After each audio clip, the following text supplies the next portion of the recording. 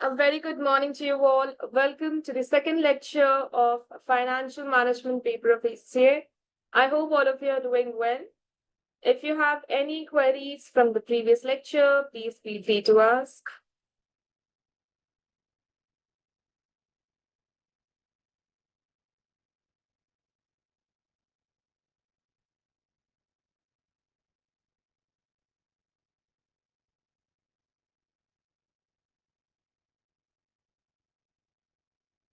Good morning. So let's begin. We will be covering the study hub today. So what you have to do it along with me. Go to your browser, okay, and click on type in ACCA Study Hub. Okay, type in this ACCA Study Hub, press enter, and click on the first link, ACCA Study Hub. Do it along with me, everyone. I'm giving a pause. Type in ACCA Study Hub.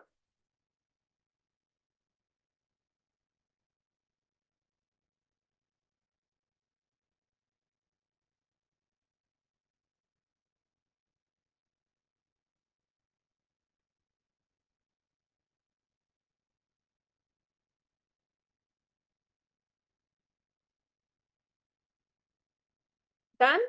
And then click on this link, ACCA Study Hub. And then scroll down and click on Login Direct. So once you have clicked on that link, scroll down and click on Login Direct.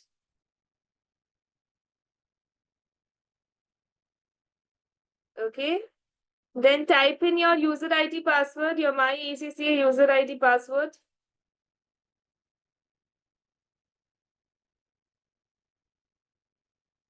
And click on Sign into My ACCA.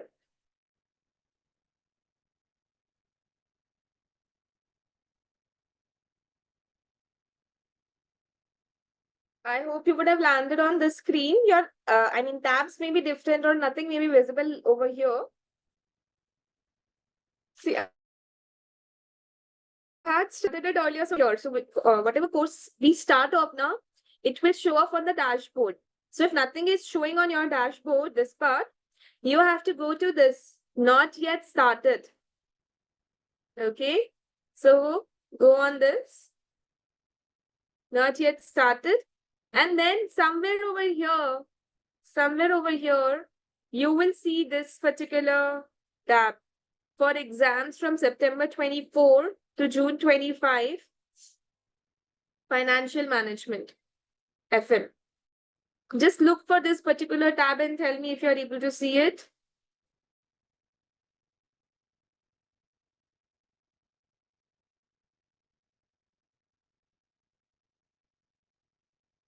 Yes? Everyone, please confirm.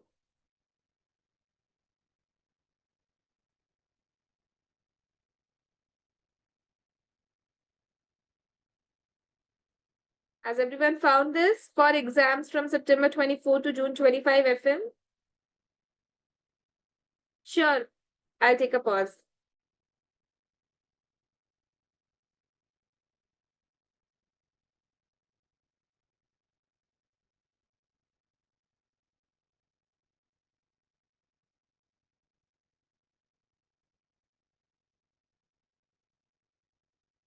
Others also, everyone, please try her. This will be very useful later on.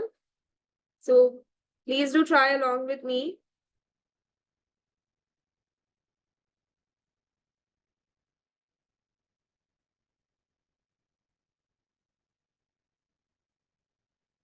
And let me know when you are here.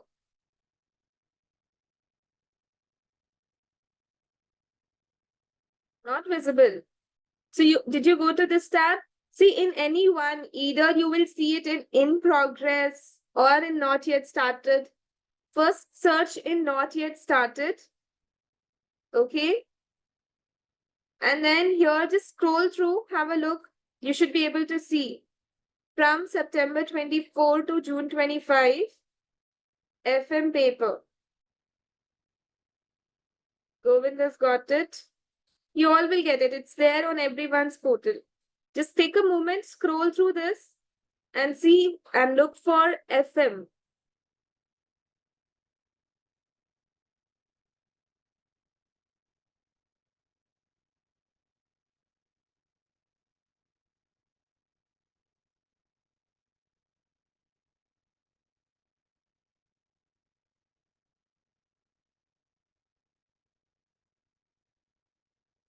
Got it? Sahil, what about you? Did you get it? And others? You all will get it in your not yet started. I'm assuming you would not have opened it before. So once you find it, click on study. Okay? You click on study. Now you will not have to spend so much time in searching. It will start appearing in the dashboard directly. So once you log in, you will be able to see that tab directly. Okay? So now this is the opening page of the study hub. Now I'll just tell you what all is there.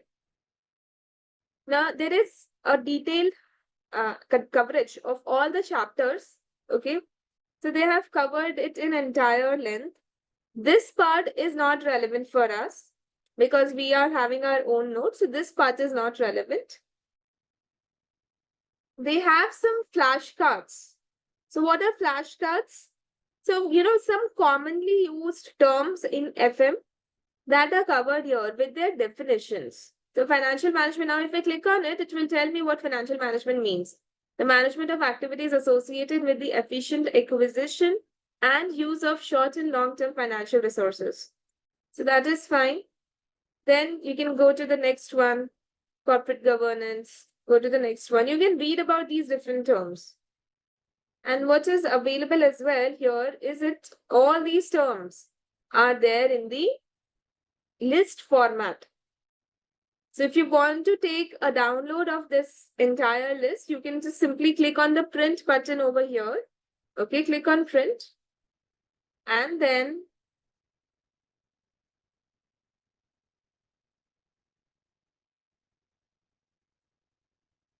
you should be able to download it. Just like this. Like I'm seeing it, you should be able to download it. Click on this button. Click on this. Download this file. If you click on that, you'll be able to download and save the file. Okay, you can give it a name. Didn't find it. Hold on. Have a look at my screen once again. Have you landed on this page, Shabaz? Flashcards? Have you landed on this page? If you see here, it is the section of flashcards.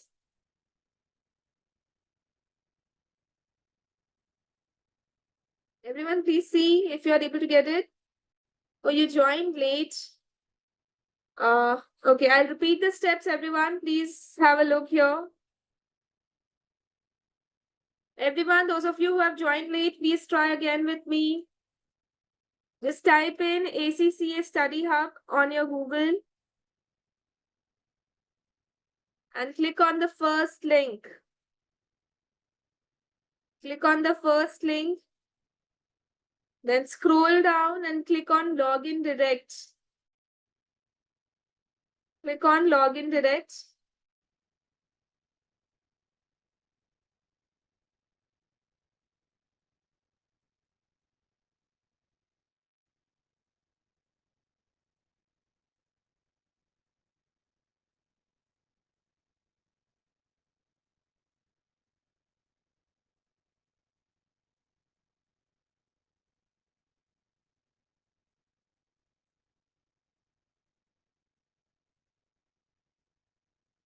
Not too much time to, yeah.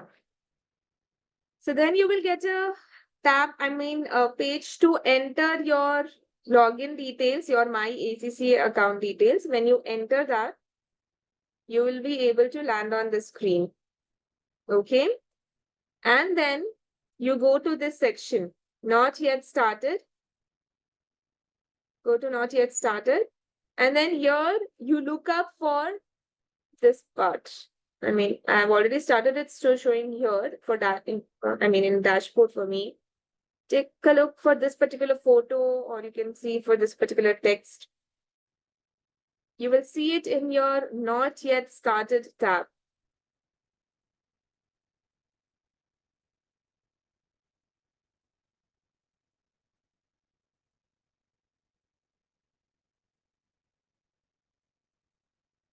Please give it a try. Everyone confirm to me if you're able to find it.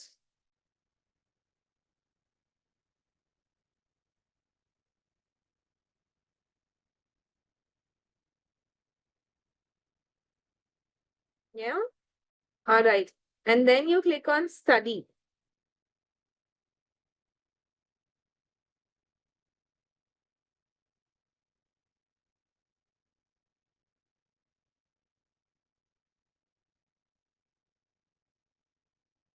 And then you go to flashcards. You click on flashcards. And here you will be able to see the list. Click on list. Okay. And then you can see the print button. So if you click on the print button, you will get the option to download the file. Okay. So click on this.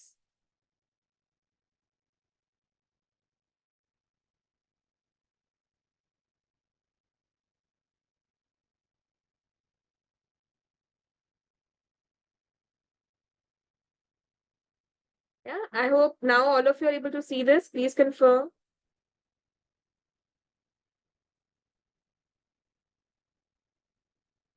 And then you click on this button, download this file.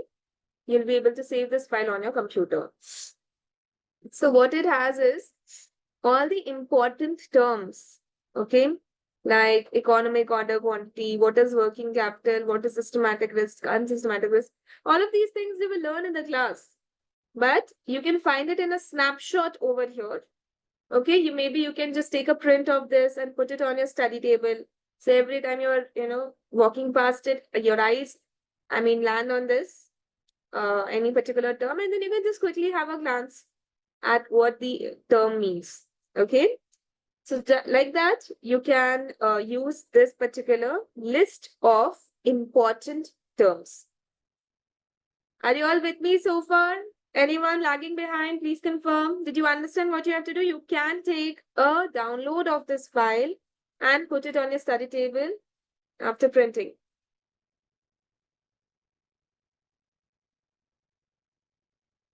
Got it?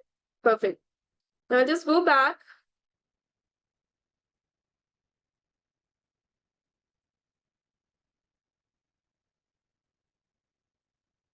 Now you can go to this section, quizzes.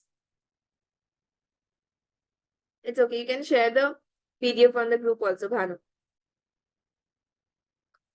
So quizzes. Okay.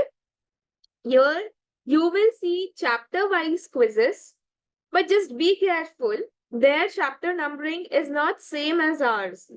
So here you will see that there are 19 chapters, but the we will be covering the syllabus, we'll be doing it in 15 chapters. So the chapter name might not be same, but you can consider solving these questions after every chapter completion. Okay. And then we can go to this practice tab. Same over here, you will see some questions. Objective test revision questions, chapter wise. Okay. Then these are also chapter wise questions. These are mostly section B questions. This part would be section A questions. This one again, chapter 1, chapter 2, all of these would be section B questions. Okay. And then if you scroll down, you'll be able to see constructed response questions, which is your section C questions. Okay. So these are all the questions. The answers are also available along with them. You just have to solve all the questions first, and then you'll be able to see the answers. So for example, let me show you. Okay, I'm randomly starting any one chapter. So this is, if you click on any one chapter, this is the screen you will be able to see. You have to click on start practice. Okay, then you'll be able to see the screen. Okay, see this particular question. I'm just writing randomly and I have to click on confirm.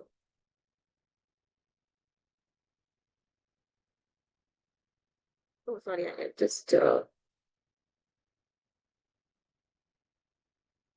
if I click on confirm, then it will show me the answer over here.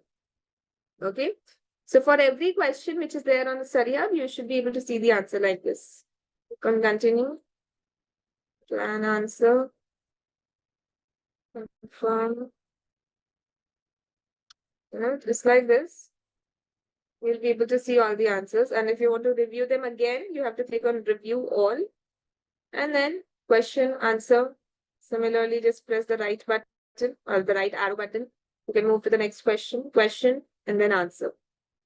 So in this way, all the questions, every question, whether it is the objective test question. So for example, let's take up this one. I click on start practice. So here, how you'll be able to see the answers. So this is the question. I'm randomly clicking any answer right now. So if you click on confirm, here, this way you will be able to see the answer one by one. And now like this, for example. Then it will tell me which one is right, which one is wrong. Okay. So it's one of the platforms that you can use for question practice. Okay, like this. You'll be able to see all the answers, and then they will, they'll first tell you what is the right answer, and the justification for it is given in the note over here. Okay, like that. So now what you will have to do is, after the chapters that we complete, you have to practice the questions from the BPP kit and the questions. See, most of the questions you will find, they will be common. From the BPP kit, if you solve, they will be common questions. So I wouldn't say that you have to practice these questions, because the syllabus anyways will get covered from the BPP kit only. But if you want to give some more time to practice, then definitely you can take up the study hub questions. Okay, it's just for extra practice. And also, if you find some uncommon questions and you have a doubt in it, see, mostly questions will get covered from BPP. If there are some uncommon questions, and then you want to take help in it, then of course you can ask me. But please remember, we'll just stick to two. This module is only for question practice. We will be sticking to the BPP kit in the class. But if you want to practice additional questions from here, then you can do it. Okay. So I just complete all of this. I'll just show you one more thing from here.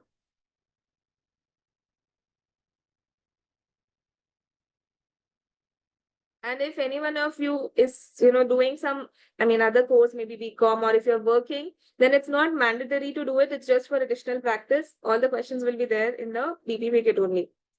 Now, once you're done with all of them, you can see the complete list of the questions, and all the answers will start appearing in one go now. You don't have to click any option. So once you have done this thing, you'll be able to see all the answers together. Okay. So like this, now when I press the right key button, so all the question and the answer, they start appearing together. Okay. So that is for the practice piece. Search is just if you want to search any particular topic, then you can just enter the term over here and it will search it for you. So this is the whole study hub. What you might use is flashcards already you have downloaded. You might use the quizzes tab and the practice tab. Practice tab will have a lot of common questions anyways from the BB kit. But again, it's good for practice. Okay. Now on that note, I believe I'm done with all the introduction piece. No, I have to tell you one more thing. So what you do is go to acccaglobal.com. Please type in this acccaglobal.com. Study hub part is done. What I had to tell you, that's done. Now you click on acccaglobal.com. And click on student section. Click on student section. Scroll down and click on study support resources. Click on study support resources. Then you scroll down, click on ACCA qualification.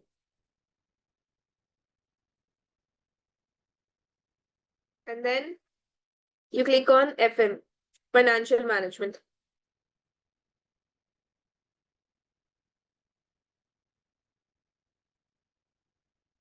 So you land on this tab. Everyone, please confirm if you've landed on this tab with me.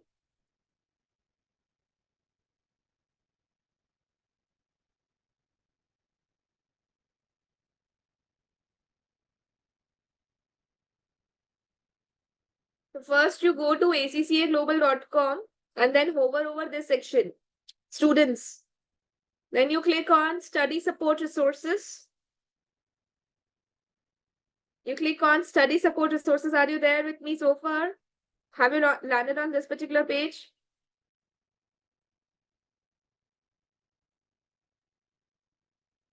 Please confirm.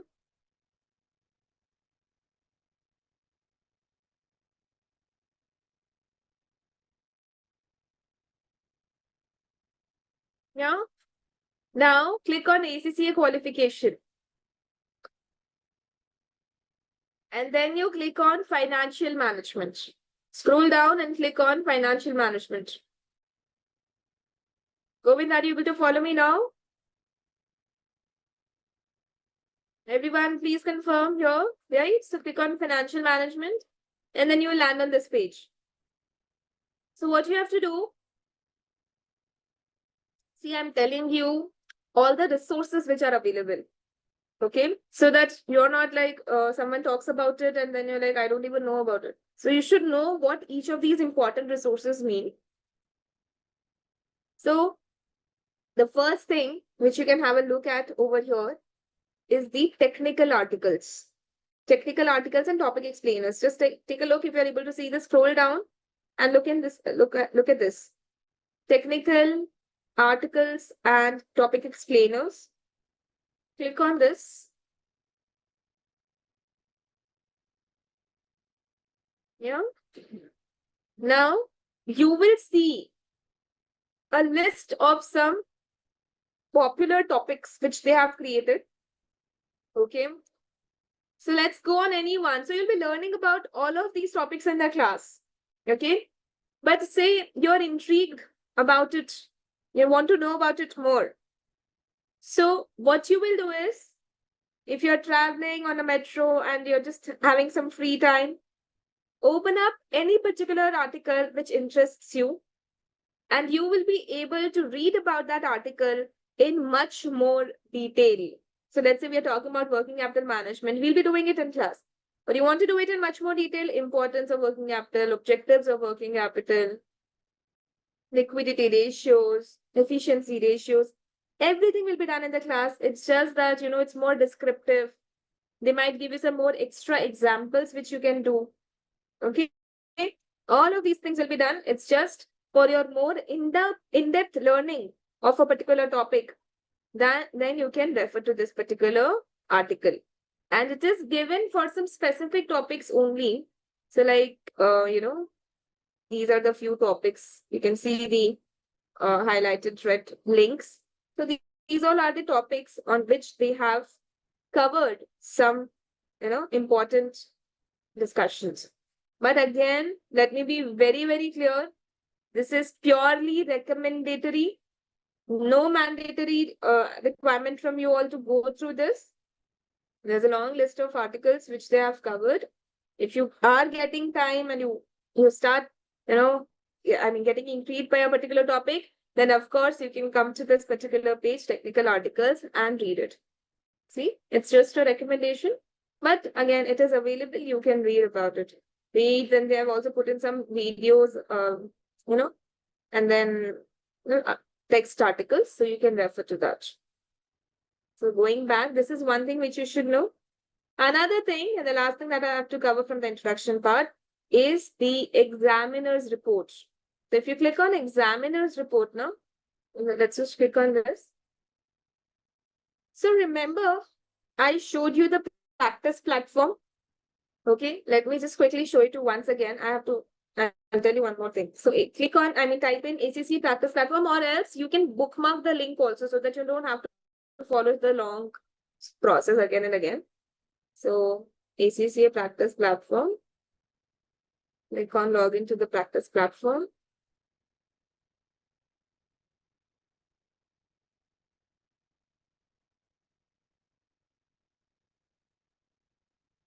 If you see over here, I showed you this part, practice exams.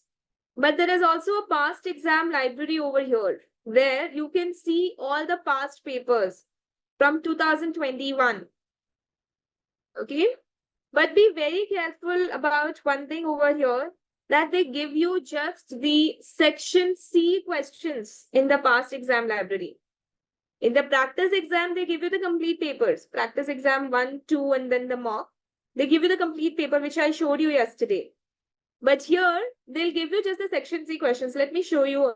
So if you assign any one paper, okay, if you assign any one paper, let me just show you here. And you click on start the paper, you will be able to see only the scenario based section C questions. See, it's not a complete paper, just section C questions are given to you. Okay. So 2 case studies are there and then multiple sub questions are there. No? So these 6 questions are from section C. But now, ma'am, why are you telling us this?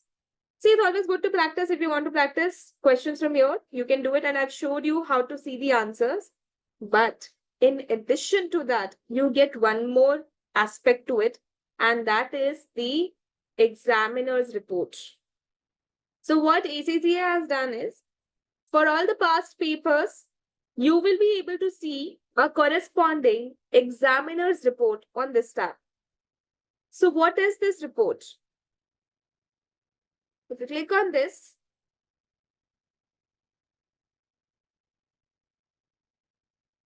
so FM March June 2024 examiner's report, what it carries is the examining team, the people who are checking your papers.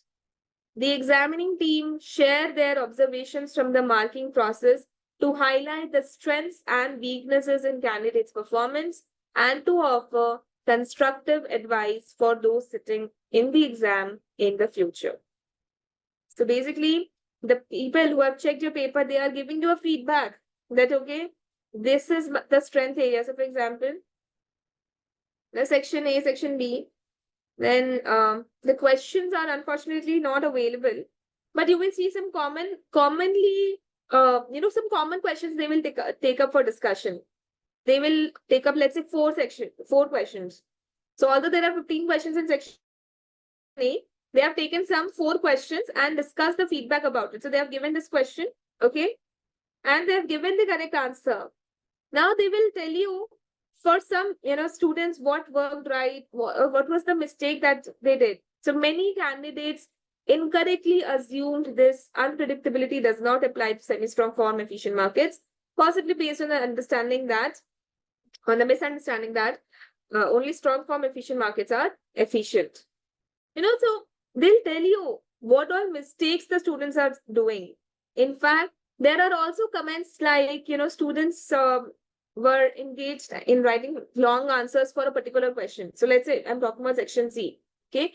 So that is the type of commentary that they would give, that students were not left with enough time for the last section C question. So you understand what are the mistakes which someone is doing and that you can avoid in your paper. It is always best to learn from someone else's mistakes, and that is how this article will help you. But again, this will be very useful for you once you are practicing the papers in the last leg of our revision, which will be, once your syllabus is over and you're practicing the things, complete syllabus, then this will be useful. So that you solve papers and then you look at their answers and then you look at the examiner's comments. Now, this is something which you can do just for 1 or 2 papers, okay? Mostly you will get a feel of what the examiner looks for in a good answer. So they'll tell you also sometimes that a good answer would have included this and that and that. Okay.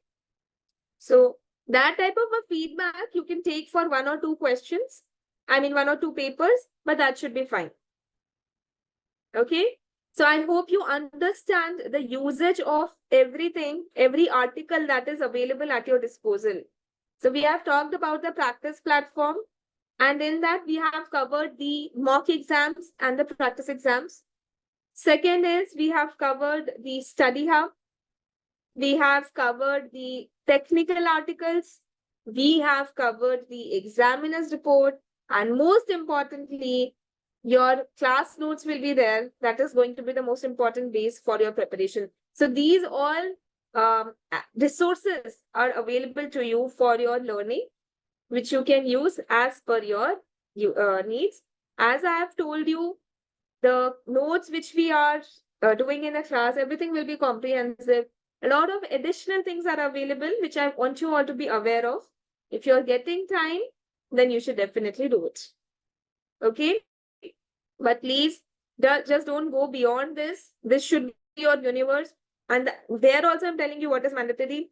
Other than that, the articles which I've mentioned, they are recommendatory, but don't go beyond this. As I told yesterday, you have to stick to the course. You can't just run here and there everywhere. You'll fall down. You'll not be able to study properly. Divya says, ma'am, in exam, we can attempt section C first and then section A and B. Absolutely. You will be able to toggle. So like I was showing you yesterday. 1 second. Let me show you here only. So let us say this is the paper. And then in the paper, you will see section A, B, C, and then their respective questions. So if you want to attempt section C questions first, you can just simply come to that particular question using the navigator bar. And okay, be careful about this one thing. That is how it works in ACCA platform. You have to scroll down to the bottom. Then only they will allow you to the movement of any other question. So now I can toggle on any particular question wherever I want to write. Okay. So that is how you can write in any particular order. But again, a recommendation from my side would be to go in section A first, then go to section B, and then to section C. What happens is section C are descriptive answers. So it is possible that they consume some extra time. But what did I tell you yesterday? That you have to manage your time also. See, remember one thing very, very clearly. Let me come to Excel for that.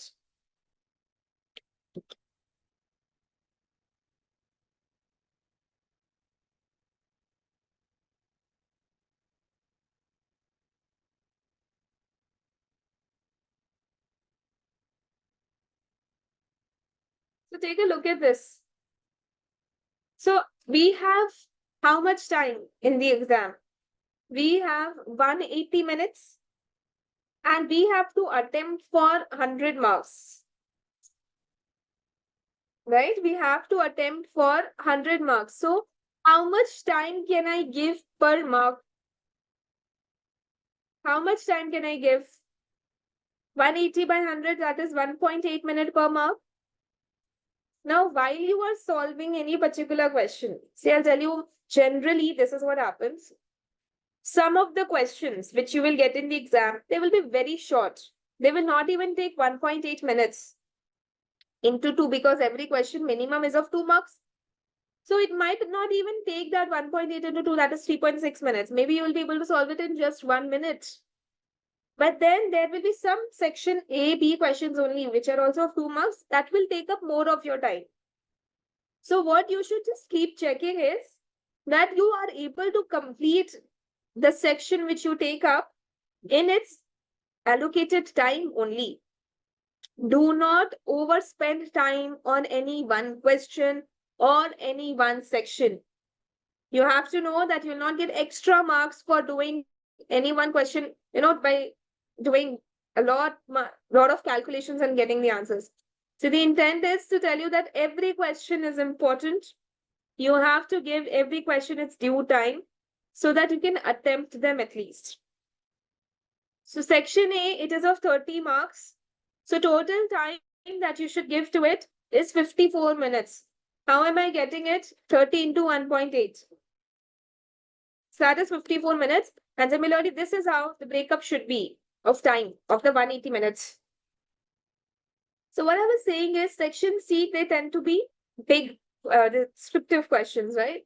So what happens is when you do it at the beginning, you'll be like, 72 minutes is what? How much? 1.5 hours almost. So the 1.25 hours. So that much is gone. then you start getting a little panicky.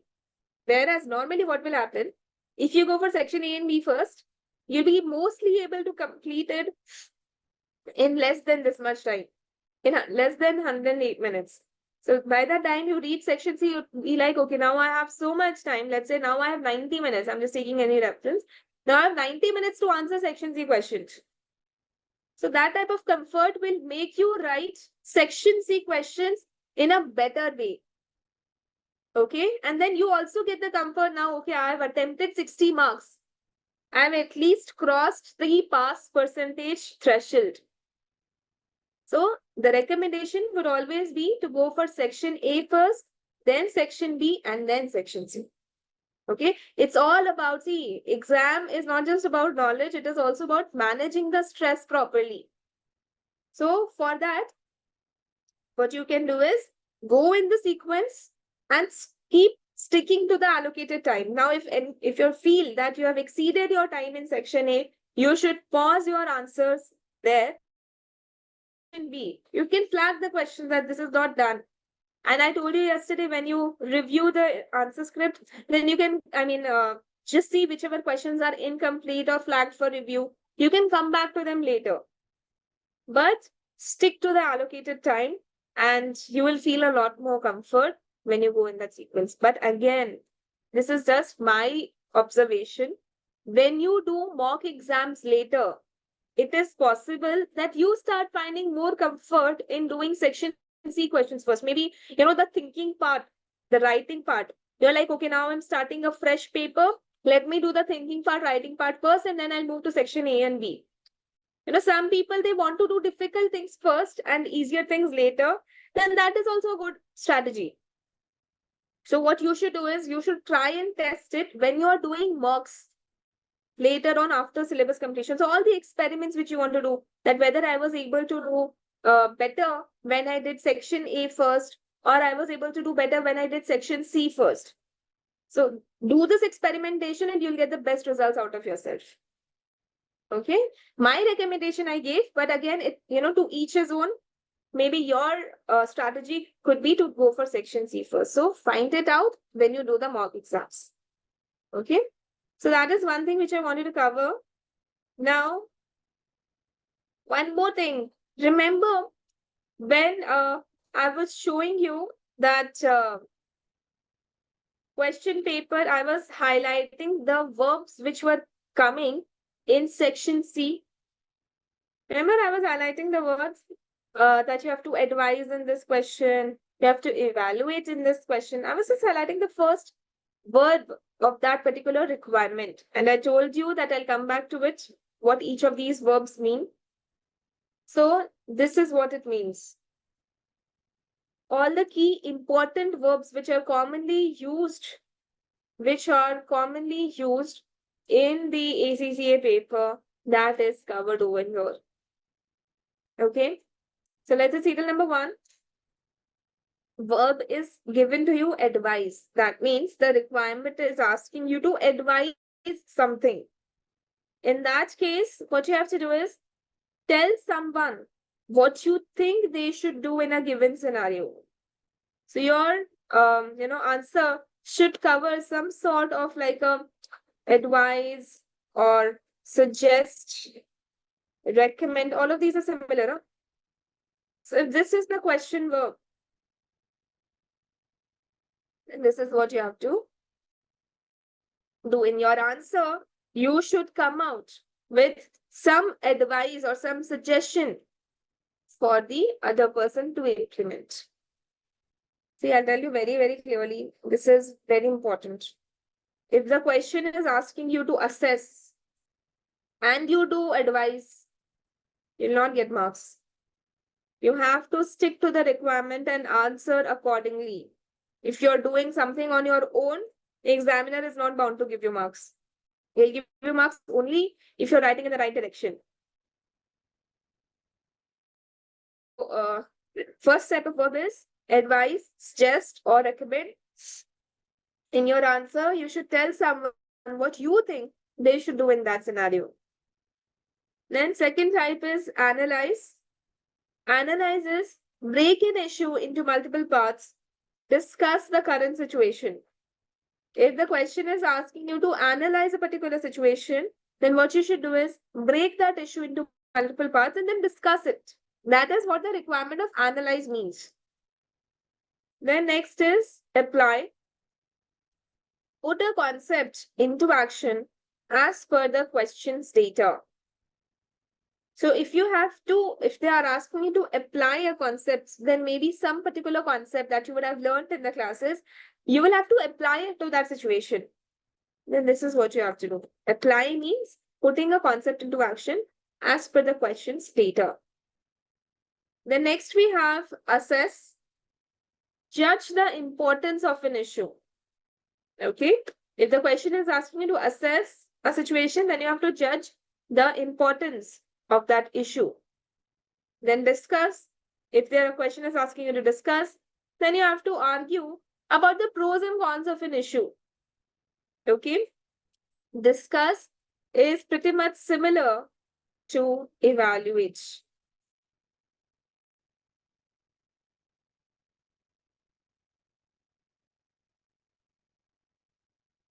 Discuss is similar to evaluate. You have to argue about the pros and cons of an issue.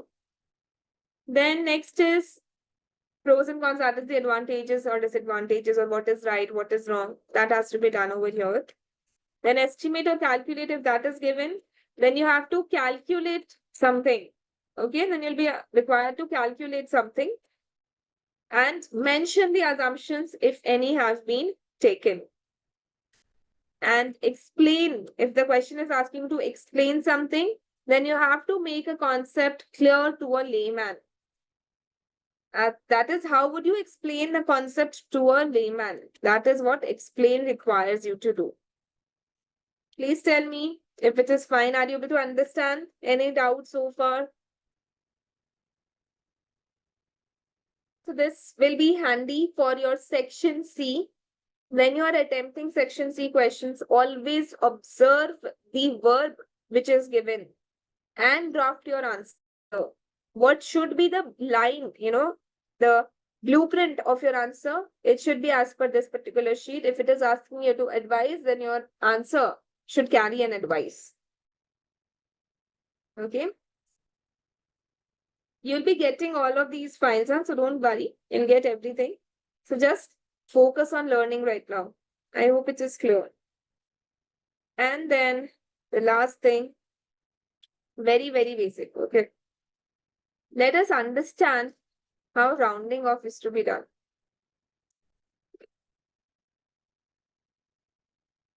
You will see in a lot of your questions, you were seeing now down to the nearest dollar, down to 1 decimal place, down to 2 decimal place. Telling you, I have had students who make a mistake in this also. And I'm not saying that they're weak or something.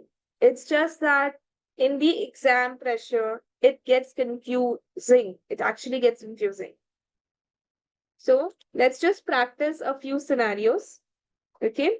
And then, just be very clear how we have to round off. Okay. So, just 1 second.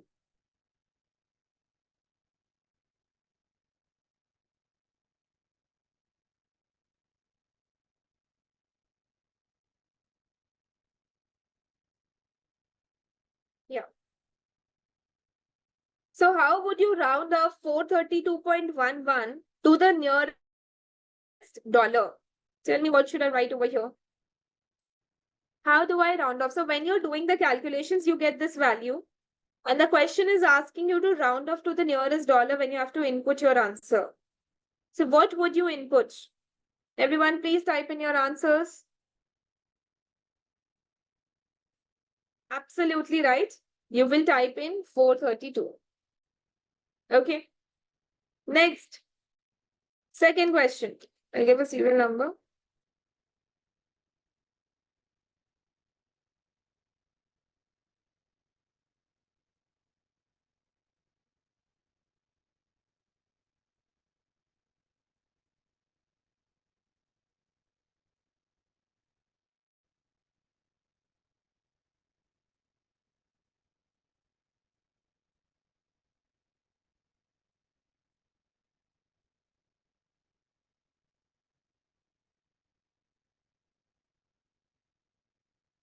So second one is round off to the nearest one decimal place.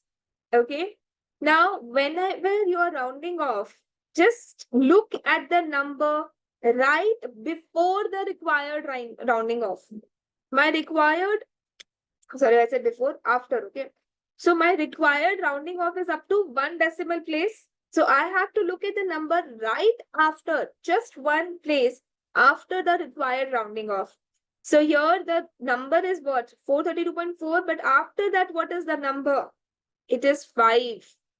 And when the number is 5 and above, we do round up, right?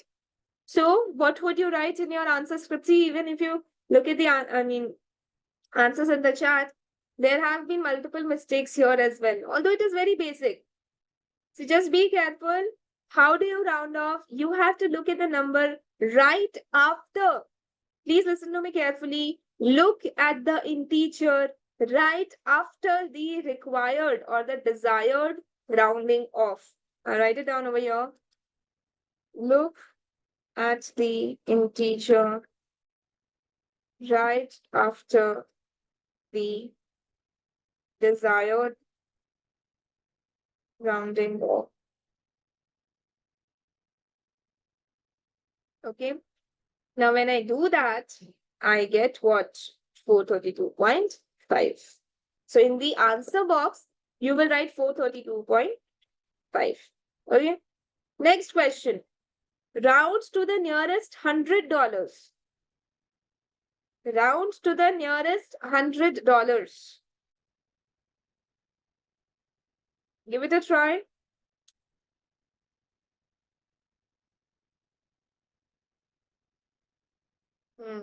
Everyone's making mistakes. Take your time. Tell me you have to round to the nearest $100. Correct. It should be 4,500. You have to write in hundreds of dollars. That is how many hundreds of dollars you have. So again, what will you do? You have to round up to this part. What is the number right after this? Hundreds has got two zeros, right? So two places.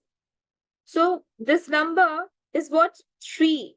Since it is less than 5, how would we round off? It should be 4500. Okay. Then next, round it to the nearest $1,000. Round it to the nearest $1,000. What would you put in your answer box? Absolutely right. Now you have to round off to this place, 56. Look at the number right after the desired. So it is 7. So it will get rounded up because it is higher, equal to or higher than 5. So this will be 57,000. Next, be careful over here. Don't rush. Listen to me carefully. You have to round to the nearest $1 million and give me the answer in millions. Be careful. You have to round to the nearest $1 million and you have to give me the answer in millions. Be careful of the number of zeros that are there in million.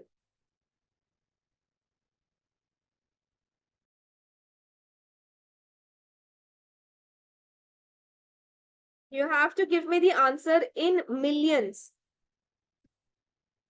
and round it up to the nearest $1 million.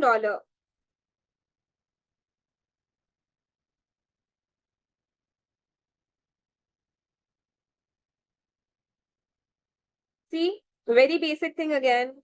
1 million. 1 million has 6 zeros. 1 billion has 9 zeros. Okay. If you look over here, so this is given in Indian way of writing numbers in crores. But if you see 1, 2, 3, 4, 5, 6, it gets over here. I have to round off at this place. 32.7. Now, 7 being greater than or equal to 5, I will be rounding up, but I have to write it in millions. So what will I write? The answer would be 33. 33. So those of you who got a different answer, please are you able to understand? The requirement was to write in million. You have to round off first. But you see, some of the answers now, some of the answer boxes, they will have M written outside it or $million written outside it. So in that answer box, if you write 33 million, I mean 33 000 000, then your answer will be marked incorrect, even though what you are intending to write is correct. But because you are not observant enough, because you are not careful enough, you lose the marks. So sometimes now outside the box, they will tell you that answer in millions, dollar in millions. So just be careful about that. Next, rounded up to the nearest dollar. How do you round up to the nearest dollar? Think and answer.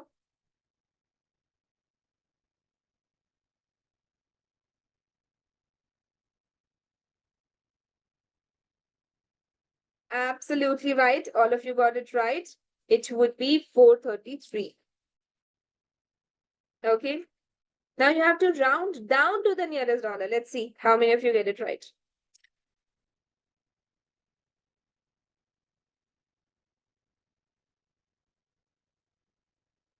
Very good. All of you got it right.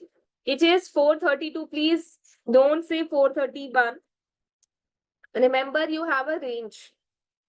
See, if it is asking to the rounding off of the nearest dollars, so what is the nearest dollar to this number at the desired rounding off? It is 432 and 433. So don't go to 431 suddenly. So the rounded down number will be 432. Okay. Now rounded up to 1 decimal place. Tell me. Very good. Now all of you have got the feel how to answer. So it will be 432.5. Rounded down to 1 decimal place. What would be the answer?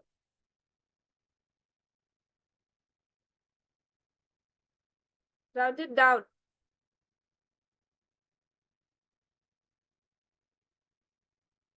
Everyone, please try. Yes, it is 432.4. You have to look at this number and what is it after this? It is 5. But remember, I have to round down. So what will I keep the number as? Same, 432.4. Then rounded up to the nearest $1,000. Rounded up to the nearest $1,000.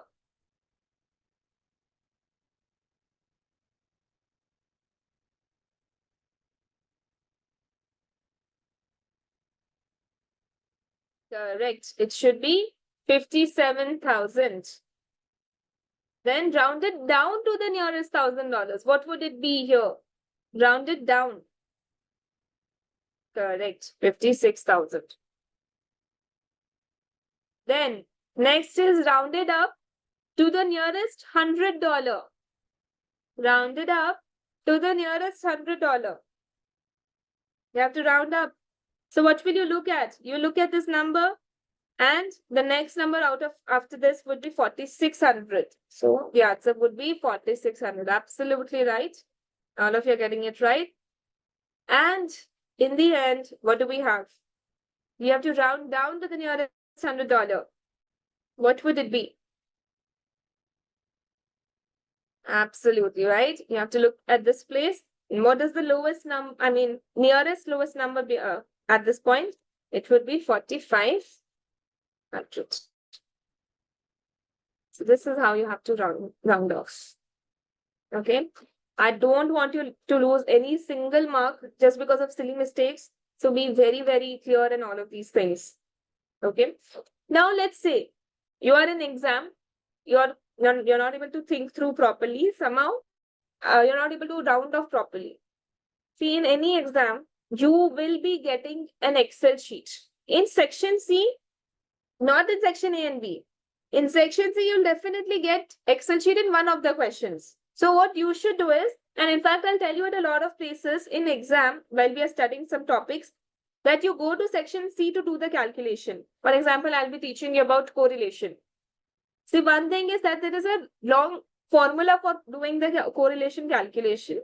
But other than that, what you can do is you can go to the Excel tab. Okay, any one question which has got Excel, you go there, you type in the correlation formula in Excel, which I will teach you, and then you'll be able to get the answer directly. So in that way, what happens is you're able to save a lot of time. So although the Excel will not be provided as a supporting to you in section A and B, but sometimes it becomes time saving to actually first scroll to a section C question, type in your numbers over there, get the answer, and come back to section A and B. Rather than doing the calculations manually, in this process, you will save some time. So you can follow it. Okay. Now, let me teach you some Excel formula to get the same answers. So in exam, let's say you're not able to think through properly, you're getting confused, okay? That whether it should be 432 or it should be 433. So you can use the Excel formula to get the answer to this. So it is asking you to round to the nearest dollar. So what you would do is use the round function, okay? Click on ROU. If you press tab, then it will make it, see, I'll just show you again, equals to ROU, and I press tab, then Excel completes the formula for me. Okay, it will add the open bracket also. Then I will select the number. How many numbers of decimal do I want? 0. So put 0, close the bracket. See, I'm getting the same number, 432. Okay. Now round it to one decimal place. What will I write? Equals to round, tab, here to one decimal place, 432.5. I want to round to the nearest $100. Now be careful over here. Teaching you something new. So when you have to round off to decimals, you are moving to the right, right? You're moving towards the right. If numbers are placed on a number line, you would have done it in class 1 or 2. When you place the numbers on a number line, your negative values, they are on the left, or negative values, they are on the left, and positive values are on the right. Okay. Now, if you tell me what the rounding of which you have to do is on the left or on the right of this point, the number end point, is the desired rounding off to the left of the end of the number or to the right?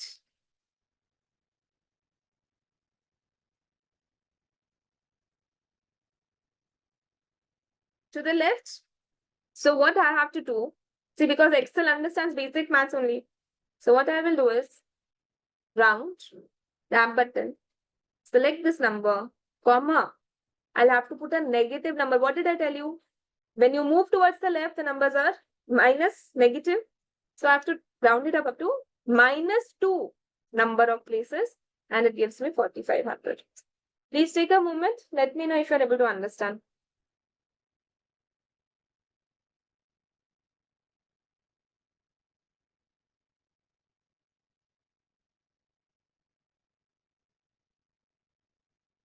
Got it?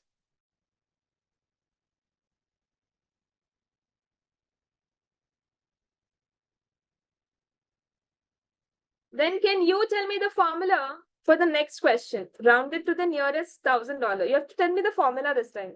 What formula will you put? Tell me the formula. See, round is definitely there. Round. Select the number. What should I put after this?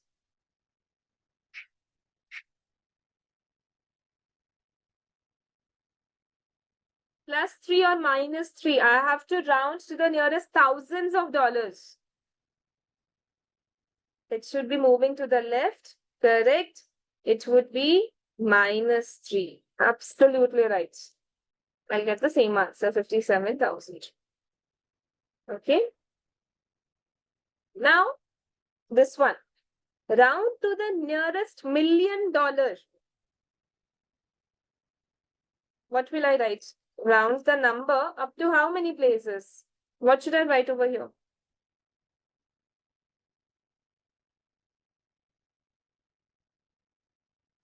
Very good. Now all of you are getting it right.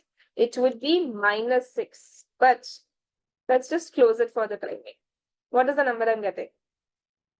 I'm getting a full number. Very good. A lot of you have got it right. Now I have to divide it, no? Because I have to write in millions. I have to divide it. So what I can do is, one thing that I can do is divide it by 1 million. Okay, I can do that. But then you have to recheck, you have to count the number of zeros. Okay, yeah, I've put 6 zeros. You have counter checking again. How do I avoid that scope of error? Let's say in a hurry, I just put 5 zeros and I get 330. That's it. Your answers went wrong unnecessarily. So what you can do is, Excel allows you to use the power function. And what is that? On a laptop, if you see Shift 6, if you click Shift 6, this function, this value is inserted, it is a power function. So 10 raised to the power of, how many zeros are there? 10 into 10 into 10. 6 times I want to multiply to get 1 million now. So raised to the power of 6, I get 33. So I can do 10 divided by 10, number divided by 10 raised to the power of 6. Please take a moment. I'll pause here. Take a moment and see if you're able to understand.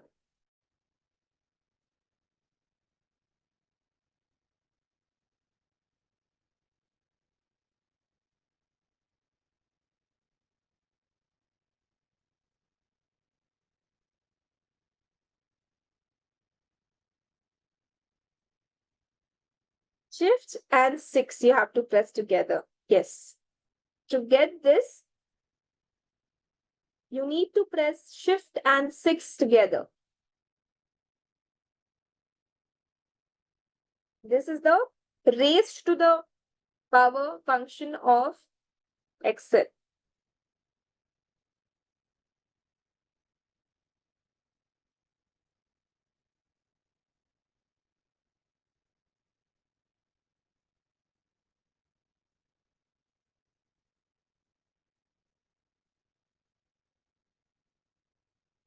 Yes. Is everyone done? Take your time, no hurry. Let me know whenever you are done.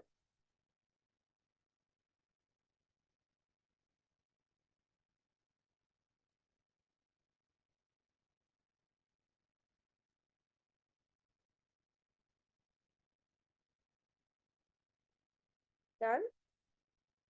Others also please confirm.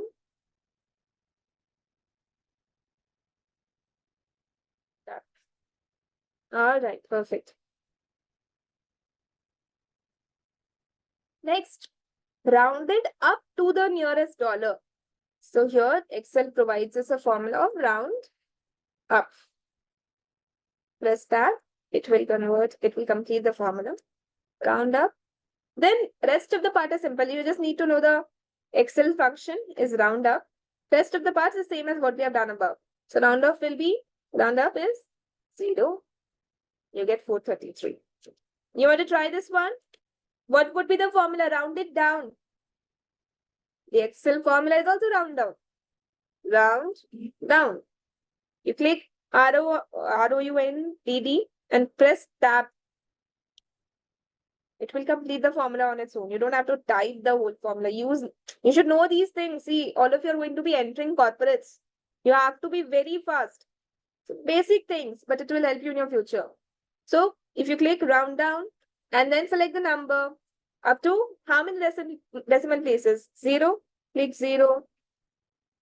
432. Very good. Next, let's try this one.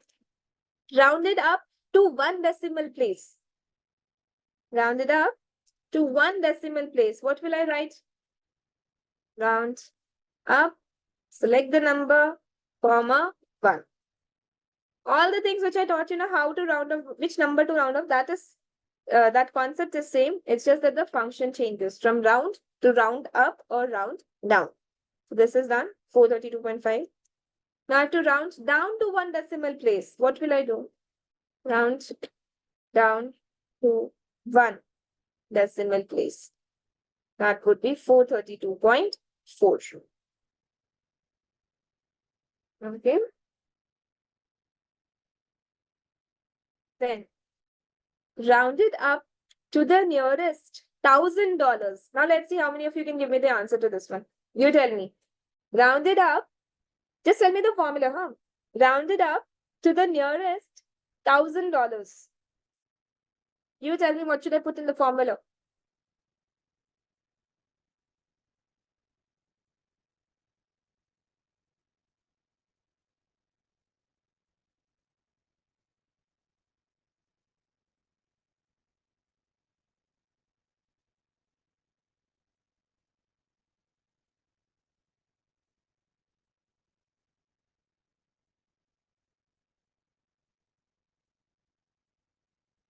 Think about it and then answer. Round off to the nearest $1,000. Am I going to the left or the right? Correct. That would be -3. Very good. Round up, comma. I'm going to the left. -3. 57,000. Then similarly, round down to the nearest $1,000. What will I do? Round down, select the number, comma, -3. See, every formula which I'm discussing with you in the class now, they will work on the practice platform because some people they get worried that, ma'am, you're teaching this, that will it work or not? Whatever I teach, that will definitely work. Okay. So this is round down. The next is what? Round up to the nearest $100. What will I write? Tell me the formula. I have to round up to the nearest $100. Will I go to the left or the right? Very good. Round up, comma, -2. And last question, rounded down to the nearest $100. What will it be? Round down. I have to move to the left, comma, -2. This is your base of rounding off. All the possible combinations I've covered over here. If you're, if you have understood the logic of rounding off, any type of rounding off now you'll be able to do. See, this is just as a backup mechanism. While you are doing rounding off, it's actually, convenient to do it the manual way. So when you're doing that rounding off, you can, do as per this. But if you're getting confused, then you can use the Excel formula. Yeah, then have a look at the formula. Tell me if you're not understanding anything. I'll explain.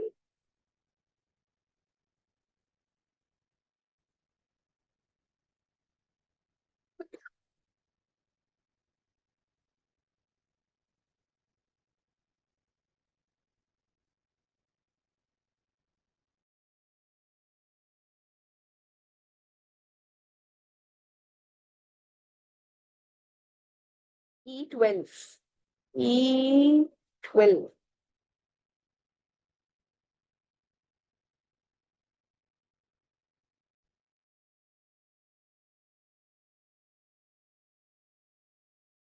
Understood.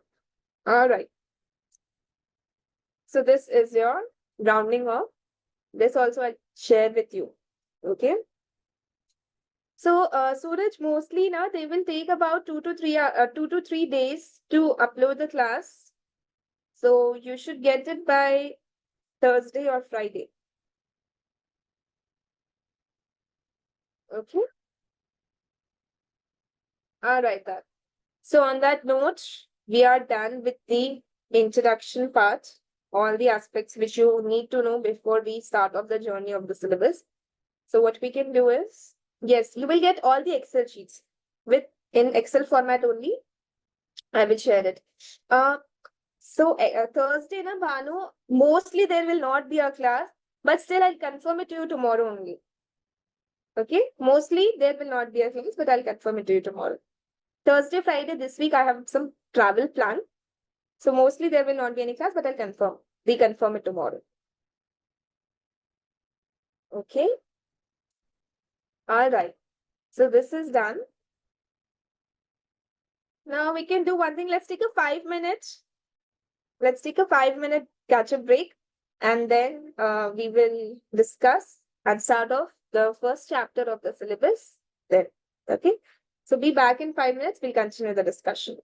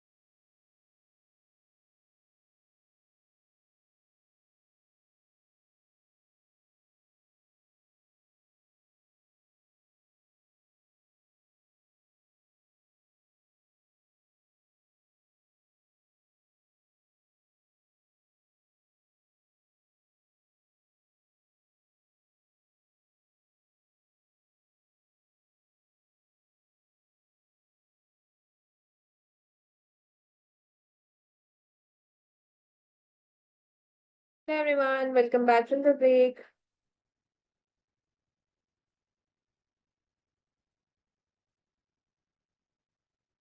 Yeah, so Tanushree, I haven't missed anything important. What we discussed is the different types of question verbs.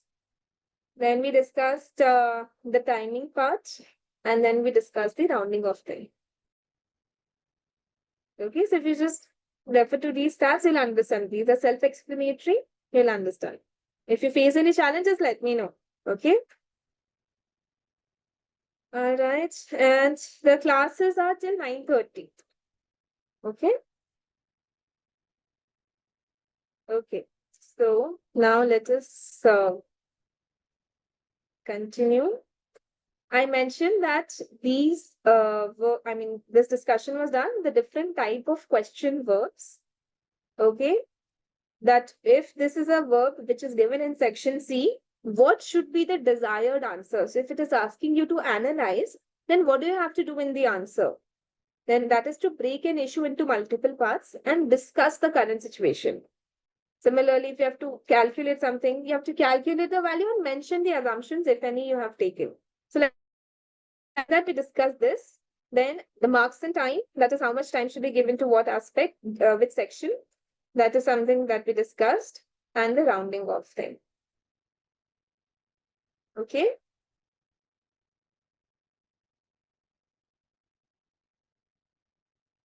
All right. So now I'll open up the notes for the first chapter.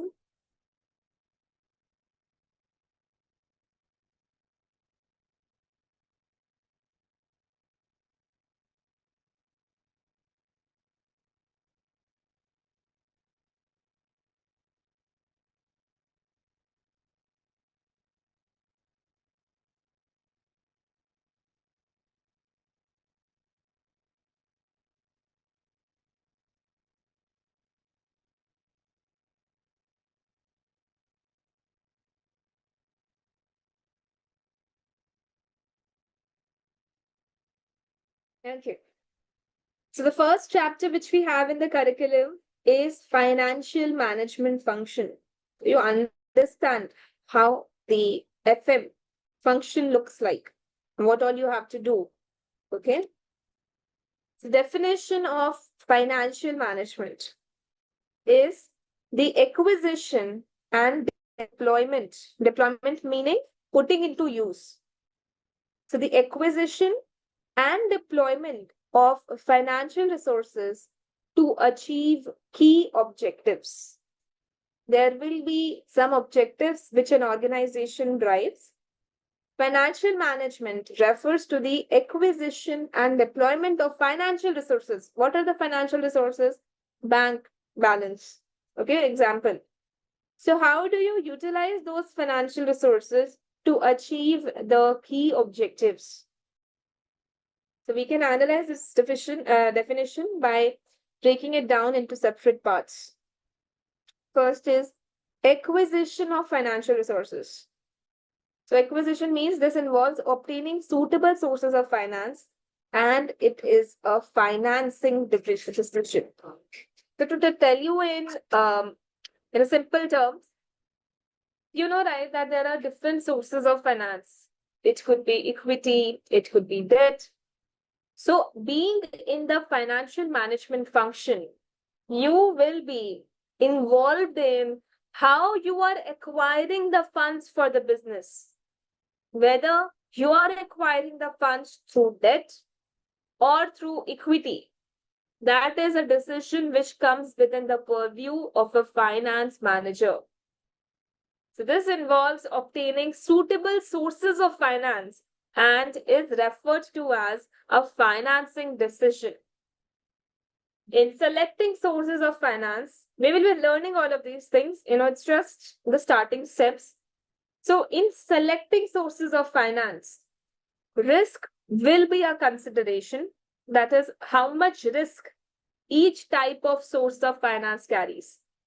So, debt is carrying X amount of risk, equity is carrying Y amount of risk. So, you evaluate when you are choosing a particular source of finance, you actually evaluate what is the risk in each of these sources of finance. Okay. So, in selecting sources of finance, risk will be a consideration since some sources of finance create risk for a business. One example which they have given is a variable rate bank loan may expose a company to the risk of interest rate increase. Let me elaborate this example to you. What it means is that you can take two types of loans. It could be a variable rate loan or a fixed rate loan. Okay, just give me 1 second.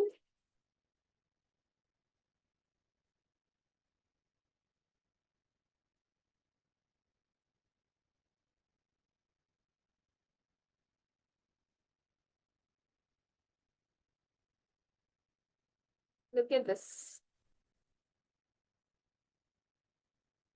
The loan can be of two types: fixed rate loan or variable rate loan or floating rate loan.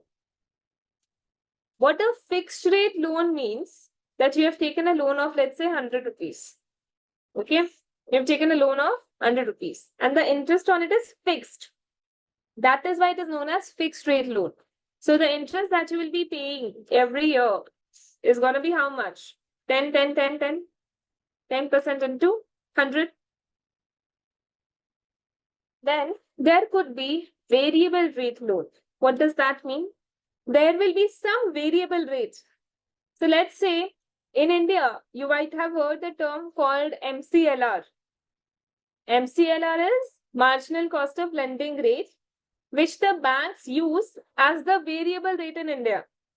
So any one of you might be knowing that, bank charges, for example, a particular bank charges MCLR plus 2%.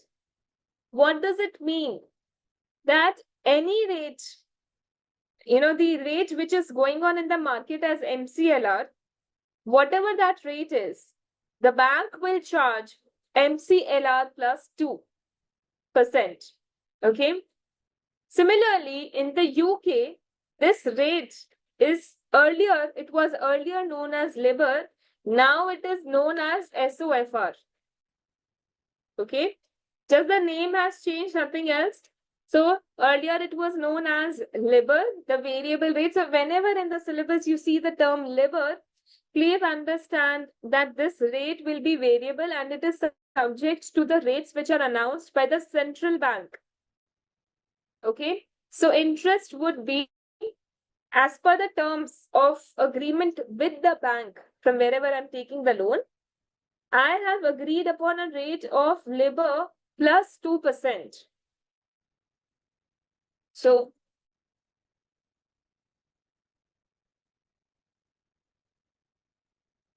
what would be the applicable interest rate in each of the years?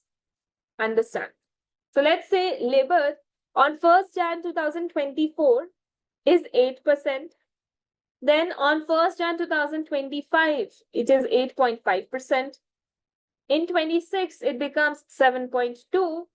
And in 27, it becomes 6.8%. So what would be the interest in that case?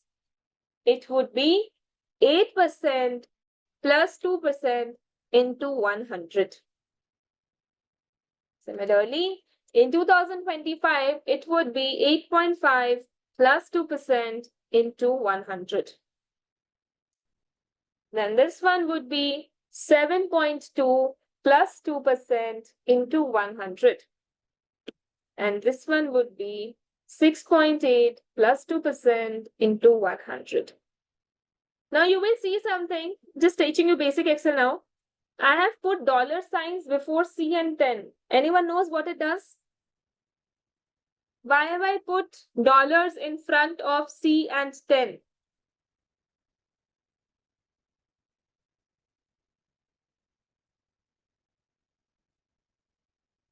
Why have I put that?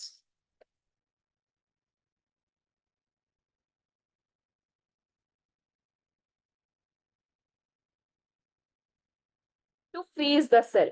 Okay. It's like absolute referencing. I want to reference to that cell only. So I can do that. So for example, let me put the formula and show you. 6.8 plus 2%, close the bracket, into 100. Okay. If I don't do anything and I drag the formula over here, what it does is, okay, let me do it here. Let's say I do it normally. Okay, Z10. If I drag this formula, you will see what happens. It is a relative reference. That's how Excel works. It just changes the formula along way. So it will just keep changing. It has moved from 8% to 8.5 and from C10 to D10. Here, it has moved from this one, 8.5 to 7.2. But then you will see it is moving the cells, right? But I don't want it to move the cell. I want 8% cell to move, but this one to remain fixed. So what do? On my laptop, I press F4. Or in some of your laptop, it could be function key plus F4. So if you do that, it freezes the cell. Okay. So when you drag it now, it doesn't change. So that becomes fixed. Okay. Very basic thing. Yes, correct. So it is the full form of LIBOR is what? London Interbank Offered Rate. So that is the rate which banks are using to lend and borrow from each other. But when they're offering it to the general public for commercial purposes, then they are charging a certain margin. So 2%, you can say it is like a margin for the bank. So the bank charges us, if LIBOR is 8%, the bank will charge us 8% plus 2%, which is 10%. Yes, like RBI charges from the banks and then bank charges from us a certain margin over above that rate. Okay. So that is how you get interest. Now, I hope you understand the difference between the two. Here, your interest is fixed. Every year you are paying the same interest. But here, your interest is not fixed. It's fluctuating, it's changing, it is floating. Now you read the statement which was given on the slide, it will make sense to you. So, yeah. Example, a variable rate bank loan. Now, I hope you can visualize what that means. A variable rate bank loan may expose a company to the risk of interest rate increases. Right? If you see this table, what happened here? My interest rate increased from 8% to 8.5. I started paying higher interest. Okay. So that is a problem which can happen. Let's say it increased further over here. Let's say it became 9. So you'll see, or 9.2. So let's see.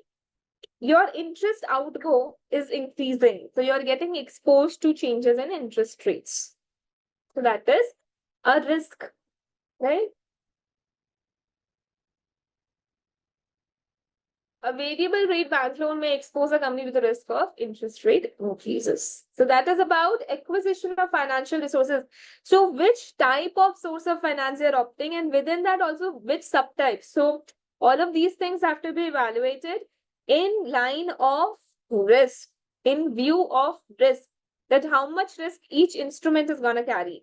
Because debt will have certain risk, equity will have certain risk. Now within that, if you have opted for floating rate loan, then that's carrying some extra risk. So these evaluations are done by a finance manager. Okay.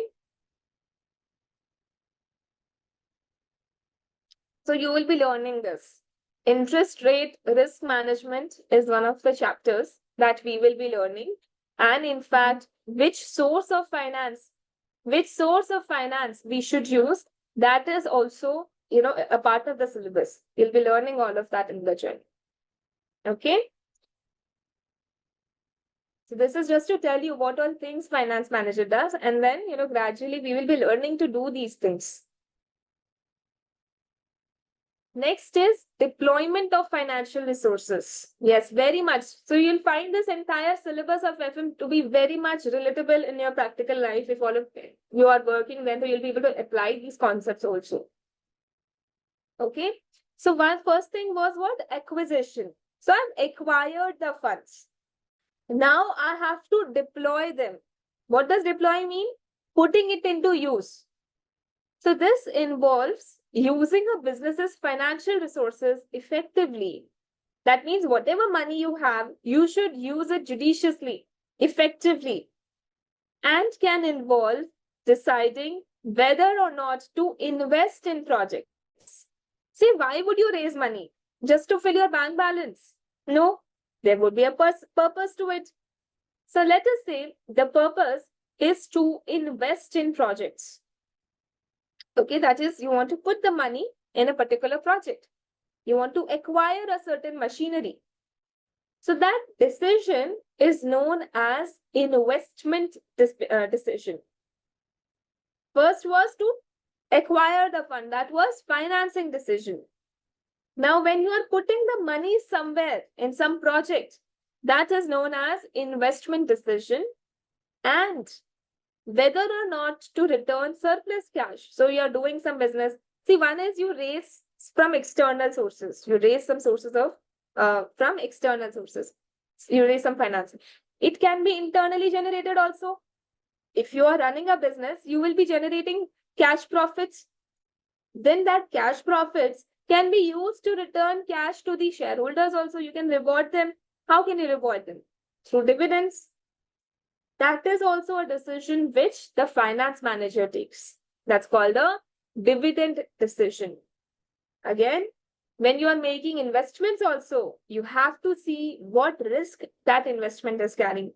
Because always remember, investments carry risk. If you're putting money somewhere, you have to evaluate how much risk that particular project has. Okay. So that is deployment of financial resources. And when you're deploying the financial resources, it could be for investing in a project, or it could be for paying dividends to the shareholders. Now, just to summarize it, the types of decision which you would be making as finance managers can be categorized into three parts, and that is financing decision. So to evaluate the sources of finance, okay, let's say you have raised $100 from different sources of finance. Now, investment decision would be whether or not to invest in projects. Okay, let's say you have invested 80 in some sort of a project. Then dividend decision, whether or not to distribute surplus cash to investors. So we are left with 20, whether you want to distribute it or you want to retain it in the company. That is a dividend decision. And all the decisions, they require risk management. We as finance managers are involved in all four practically. Financing, investment, dividend, and all of these three aspects are covered using risk management. Did you understand? It's very important. These are the three key decisions, and these three key decisions have to be supported by risk management. Clear? If any one of you get any doubts now, just pause me and ask me, okay? All right, coming back. So this is deployment of financial resources. I've summarized it there for you. Now, key financial objectives. So I told you now at the beginning, to achieve key financial objectives. So we have understood about acquisition of financial resources. We have understood about deployment of financial resources. Now we want to discuss the key objectives. What are they? So the key objectives is, remember this forever, being in the finance domain, it is wealth maximization. Your key objective as a finance manager is wealth maximization. It is not profit maximization. Let's discuss it in detail. So profit maximization is often assumed to be the main financial objectives of a business. In fact, this is not the assumption made in financial management, and in reality, shareholders often express disappointment in a company's performance even when profits are rising. This suggests that profit is not sufficient as a financial objective. See, what are profits? You make a P&L statement, you pass all the accounting entries, right? And you get your profit. That is a profit. So, why is profit not considered as the financial objective? It is historic and is not future oriented. Because all the revenue, all the expenses, they happened in the past. So profit and loss statement which you prepare, it is historic. It is not future oriented that this is what will happen in the future. No. P&L statement, it belongs to the past. So it therefore does not measure the future potential of a company. Then, second drawback of profit is that it does not measure liquidity or risk. They are very important in commercial aspects. Both liquidity and risk are very important. But profit measure, it ignores it. Because profit does not tell how much liquidity is there, what is the risk, nothing. It's a plain vanilla calculation of revenue minus the expenses as per the relevant accounting standards. The third drawback, and a very critical one, is that it can be manipulated. Example, by the use of accounting policies. Okay. So you can manipulate profits. So for example, depreciation. Okay. Depreciation, two methods are allowed. One is your straight line method and the other one is the written down value method. Now, at any method which we follow, it will have a different impact on the profits. And whichever way I want to maneuver my profits, I can do that by applying any method which I want. Okay. So it can be manipulated by using different accounting policies. I'm just giving you one example. Similarly, another example would be inventory valuation. Inventory could be valued on FIFO basis. It could be valued on weighted average basis. Different options are available under the IFRS. Now, I could manipulate the profits by using any one type of, method which suits me. So I can manipulate profits. So these are the three important drawbacks. What is it? Number one, that it is historic. It doesn't reflect the future potential of the company. Second is, it does not measure liquidity or risk. Third is, it can be manipulated. However, profit and profit-based ratios such as EPS will continue to be monitored by investors as they are evidence of the returns that have actually been achieved by the company. Everything said and done, still some key profit-based measures, I'm giving some examples like EPS, then ROCE. These are key financial ratios. It's just that it's not like profit is a useless concept. No, profits are very important. But what you need to understand is that there is some other concept which is superior to profit maximization. That is why it is said, no, that profit maximization is not the correct financial objective of a business. Something else is. And what is that? It is wealth maximization. So we'll be learning about that. So what is the key financial objective? It is wealth maximization. You have to maximize the wealth of the shareholders. Okay. So like I was telling, this distributable profits will be after interest, tax, and preference dividends. What profits you can distribute to the shareholders in the formula of EPS is what profits after interest, tax, and preference dividends. And other profit-based ratios such as ROCE will be covered later in the chapter. Okay. So yes, profit is important, but it is not the ultimate objective of financial management. The ultimate objective of financial management, please remember this, tattoo it on your forehead. Remember always, it is wealth maximization. It is not profit maximization. Okay. And I've told you why profit maximization is not the financial objective. What is wealth maximization? So for a for-profit company, that means for a profit-making company, maximization of shareholder wealth is assumed to be the main financial objective, although profit-based objectives are still important. So yes, profit-based objectives are important. It's just that something else is much more important, and that is wealth maximization. So how do you measure the wealth of the shareholders? So the wealth of the shareholders in a company comes from dividends received and market value of the shares.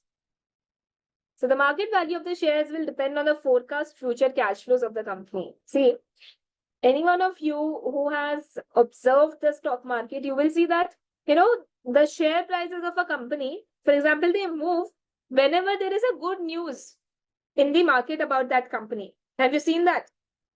So for example, currently Paytm, Paytm stock is moving in a positive direction.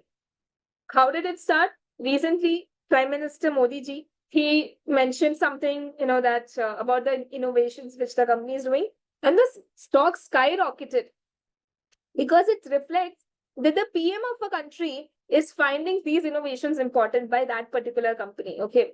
So it shows that the company has got a good future potential, which gets reflected in the stock price. I'm just telling you one example how stock prices, nothing happened. Did its PNL changed overnight when Modi ji commented on its products? No, the PNL remained the same. But suddenly the shareholders realized about the potential of the company, right? And the share price skyrocketed. So this shows that share prices, they reflect the future potential of the company. Yes, it reflects the inherent characteristics of the company, what is the fundamental value of the company, but it also represents the future potential. Okay. So for a profit-based company, maximization of shareholder wealth is assumed to be the main financial objective, although profit-based objectives are still important. The wealth of the shareholder in a company comes from dividends received, and market value of the shares. Okay. So the market value of shares will depend on the forecast future cash flows of the company. Correct. Absolutely right. Said by Sahil. I'll just read out his message. So it's all about how the company is going to grow in the future based on the current decisions. Investors will assess based on that and invest accordingly. You are right. That is correct. So investors, they keep seeing the financial performance, then they will see the future projects of the company, and all of that is mentioned in the annual report of a company. You can take up any particular company's annual report, read it. You'll get so many insights that what the company is planning to do in the future. So shareholders have access to that, and then they understand that yes, this company is going to do good in the future. So these forecasts, the market value of the share will depend on the forecast future cash flows of the company and the perceived risk. Let us say the potential is very good. It can make so much big returns, but they're very risky. Then, the value gets discounted. So all of these aspects have to be, understood together. Yes, you're right. That is why long-term investment is very important, because you have to see the results over the long term. If the company has got good fundamentals, then definitely it will grow in the long term. All right. So what I'm saying here is that the value of the shares, it will depend on what the future cash flows would be. In fact, we will be learning how to value a share, and the valuation of a share, one of the method is that it is the present value of the future cash flows of the company. You'll be learning about all of that.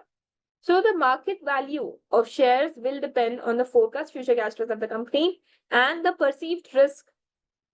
So what did I tell you? The present value of the future cash flows. So how do you arrive at the present value? By discounting the cash flows. So the discounting of the cash flows is done by some discount factor which captures the risk of the cash flow. Everything will be discussed, just telling you, snippets of what all is there in your curriculum. So these forecasts will result from a financial analysis of the impact of a firm's long-term business plans, that is its corporate strategy. The ability of a firm to create wealth for the shareholders is measured by total shareholder return. One of a very important formula that you're going to learn. See, I'll tell you something. I have one formula sheet prepared for you. This also you will get. Let me show you. So you don't have to worry about the formula, and everything is very much logical. I'll just show you the formula sheet once, and I'll teach you the concepts.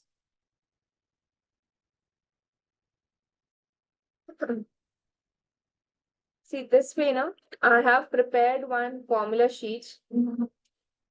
Every formula that will come in the syllabus, the smallest bits also I've covered here, like what is capital employed, what is gross margin, net margin. So any type of formula which you might need is covered over here. This will be shared with you, okay? Because FM by way has a lot of formula, but don't worry by looking at, oh no, I have to memorize so many things. I'm assuring you will not need to memorize. Maximum of the things you will not need to memorize. It will come on, naturally to you. We'll discuss it with so much concepts.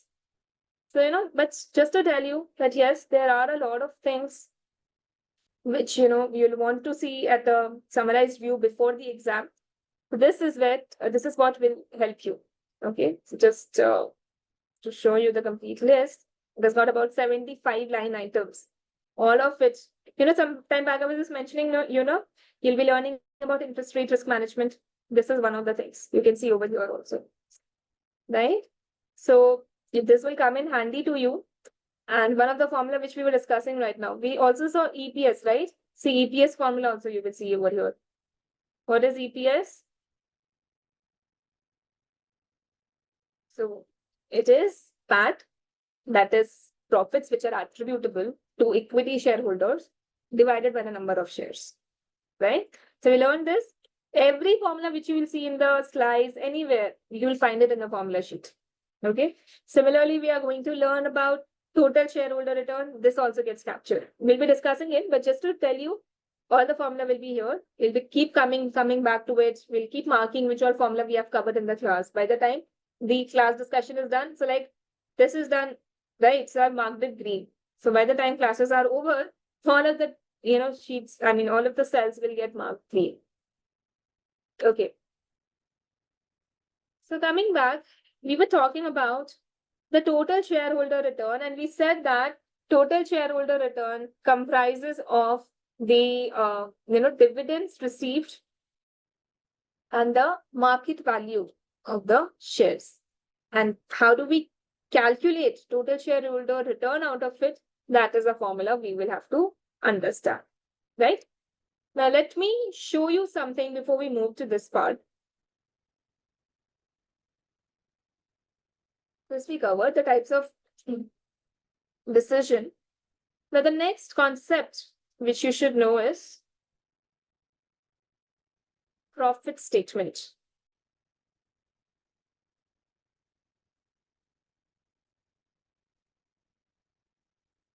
See, very basic thing, but I want to discuss it explicitly with you because we are going to be using it a lot. Okay.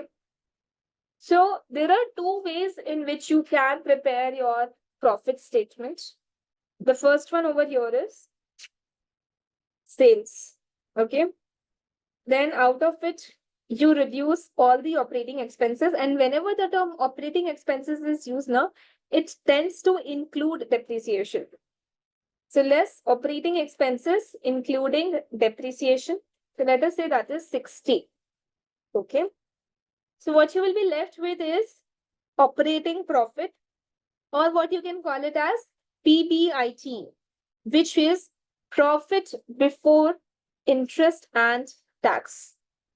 Okay.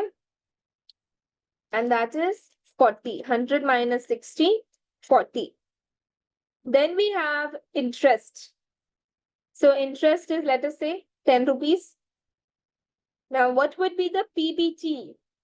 PBT is 40 minus 10, 30. Then tax at the rate of 30%. So 30 into 0.3. So you can write 30% also, or you can write 0.3 also. It's one and the same thing. 30 into 0.3 is 9. So what are we left with? We are left with profit after tax, or profit for shareholders, equity as well as preference. So what will that be? 30 minus 9, which is 21. Now from it, if I reduce preference dividend, let's say that is 6 rupees, I get profits attributable to equity shareholders. So this is the profit which is available only for the equity shareholders now. All of the deductions, interest, preference dividend, then taxes, all of that is done. Now, whatever money is left in the company, it belongs to the equity shareholders. So that is what is written over here. Profits attributable to equity shareholders. Now, if I have number of shares, 7,500, I can calculate the EPS. What would be the EPS? So 15, this is all in thousands. So 15,000 divided by 7,500, and that is 2. So you should know what each of these terms mean. Operating profit, then PBT, then PAT, then profit attributable to equity shareholders. So you should know how each of these values are arrived at. Please take a moment, let me know if it is done. Just observe this part, whatever we have discussed.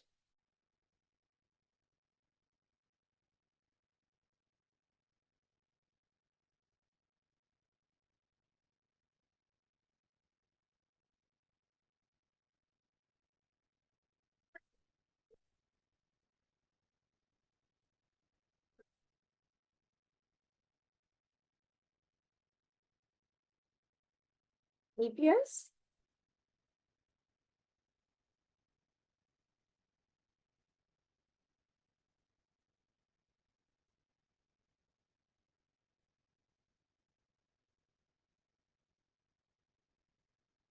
Done? Tanush, I just saw your message asking me to go back to the previous slide. Let's just cover it here and then I'll come back. All right. Okay. So this is the EPS calculation which we have discussed.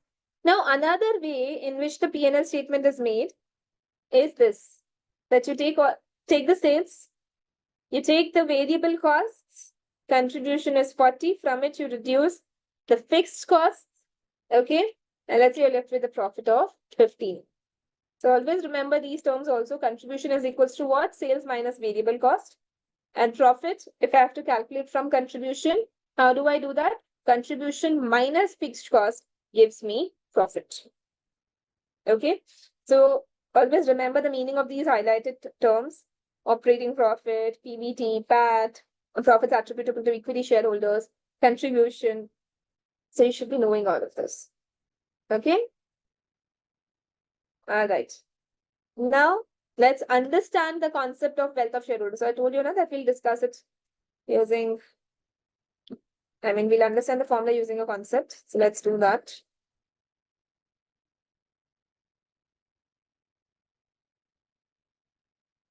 Let's be very logical, okay? I don't want you to cram up any formula. We'll come to it logically. Now, let us say Mr. A invested in 10,000 shares of ITC on 1st January 2024. Okay, he invested this money in 10,000 shares of ITC on 1st Jan 2024. The price of ITC, the rate per share,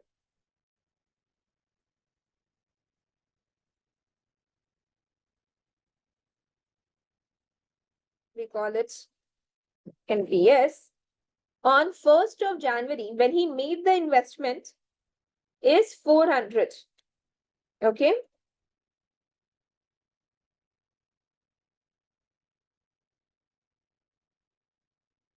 That is 400. So what does it mean? How much money he would have invested? He would have invested 400 into what? 10,000, right? 40 lakhs.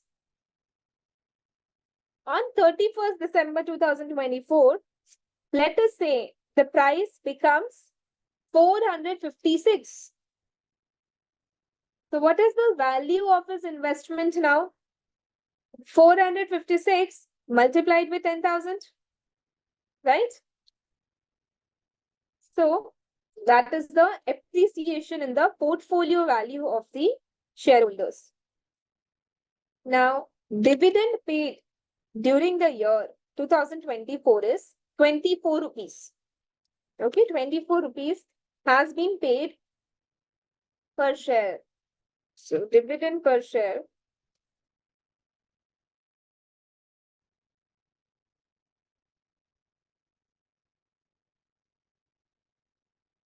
is 24 rupees. Just give me 1 second, I'll be back.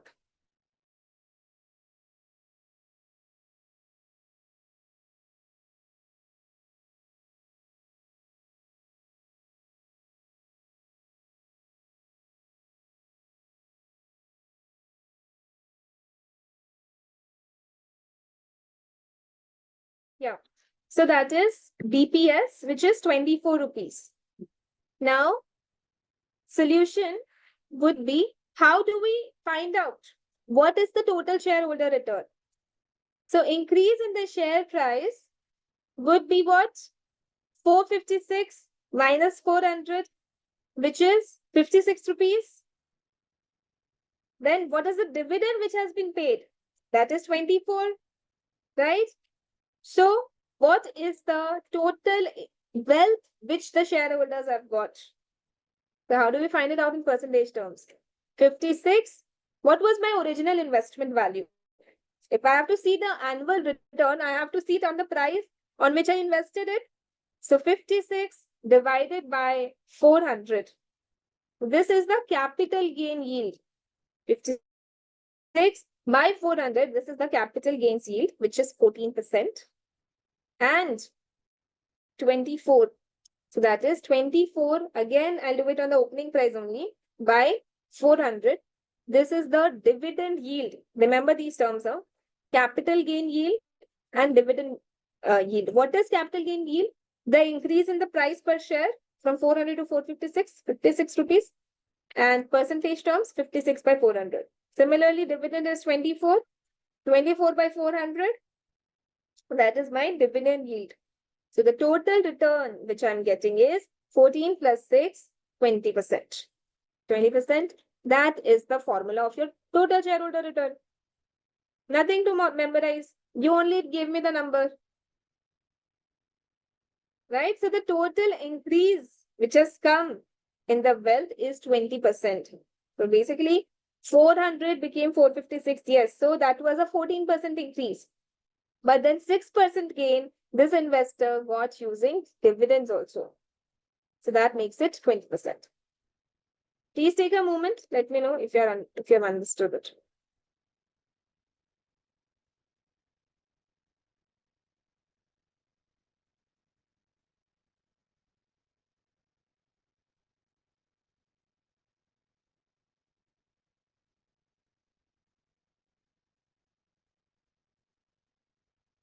Take a moment, no hurry. Let me know whenever you're done. So instead of calculating separately, I could have calculated it like this also. 80 divided by 400, that is 20%.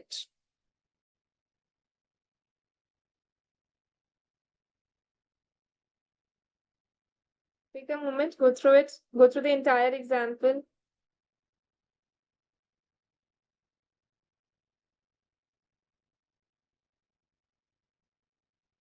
6%. Dividend amount divided by 400. 24 divided by 400.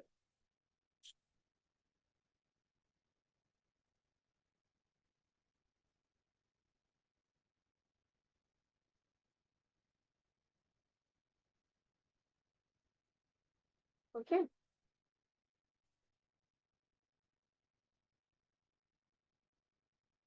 This is the solution. Take a look. This is the formula of total shareholder return. Capital gain yield plus dividend yield is total shareholder return. And how do I calculate the capital gain yield? Can I say it is change in share price? Just observe if I'm writing it correctly. Divided by opening share price. And similarly, can I write it as dividend divided by opening share price? See if I can write it like this. Everyone?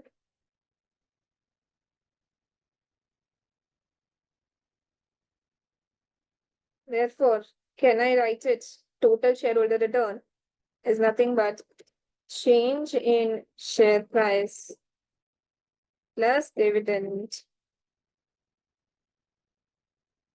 whole of it divided by opening share price.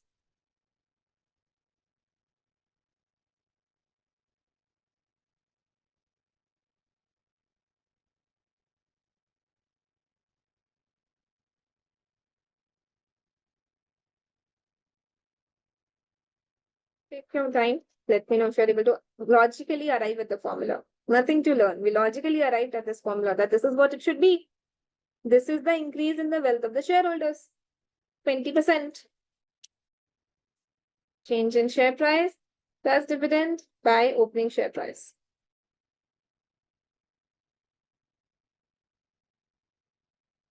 Yes? Let me know whenever you're done, everyone. It's a very important concept. So should be clear with it.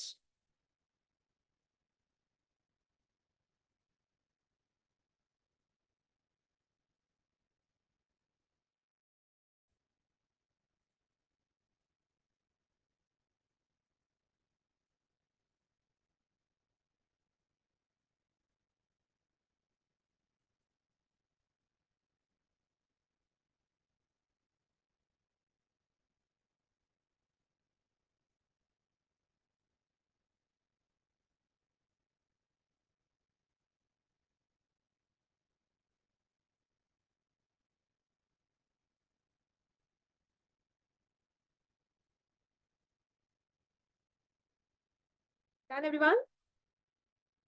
Here? All right, perfect.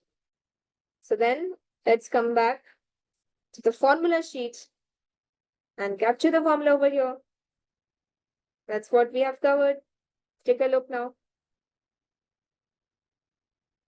Dividend per share plus change in price by opening share price. And I can also write it as dividend yield plus capital yield.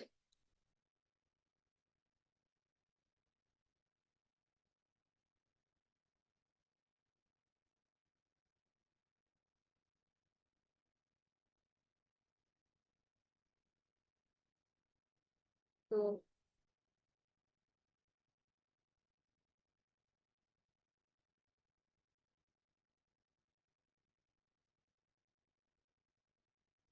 what is capital yield? What is dividend yield? Have a look. So I'll be sharing this formula sheet. I'll share it in Excel only so that you are also able to see it in Excel format. I'll share it. Take a look if you're able to understand. We'll be solving all the questions. Hold on. We'll do it. We'll do all those questions in the class only. Everyone clear? The formula should now come to you logically, nothing to memorize, right? Now let's move to the next slide.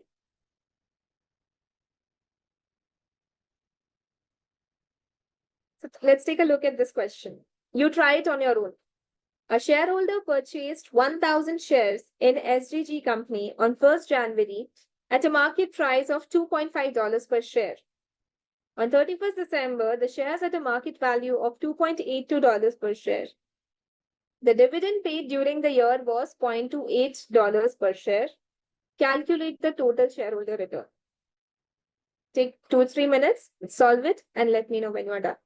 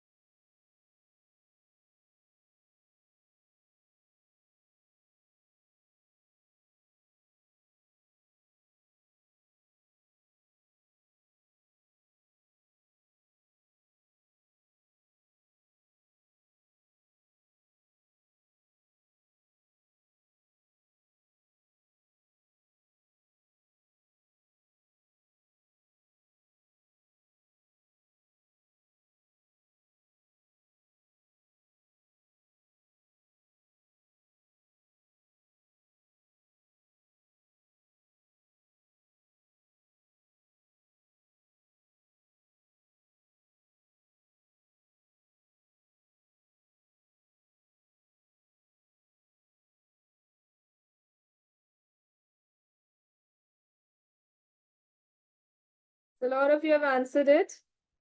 24%. Let's see if the answer is correct.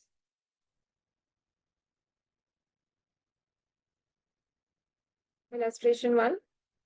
So all the questions also, you'll get the Excel solution for it. Yeah, I'll do that. So share price at the beginning was 2.5. Share price at the end is what? 2.82. So capital gain, that is growth in share price, is what?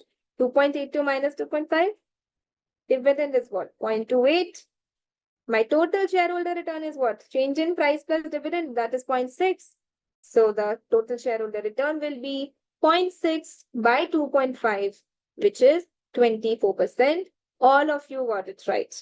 Very well done. Tanushree has one doubt. I hope the solution is clear, right, everyone? All of you got the right answer, so I'm assuming it is clear to you all. Now, just go back to Tanushree's doubt. Is this the slide you're referring to, Tanushree? Please take a look.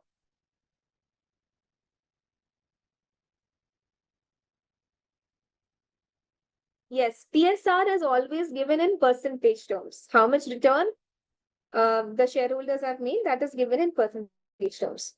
Yes, please tell me which part of the slide you want me to discuss, or you want to see something, have a look.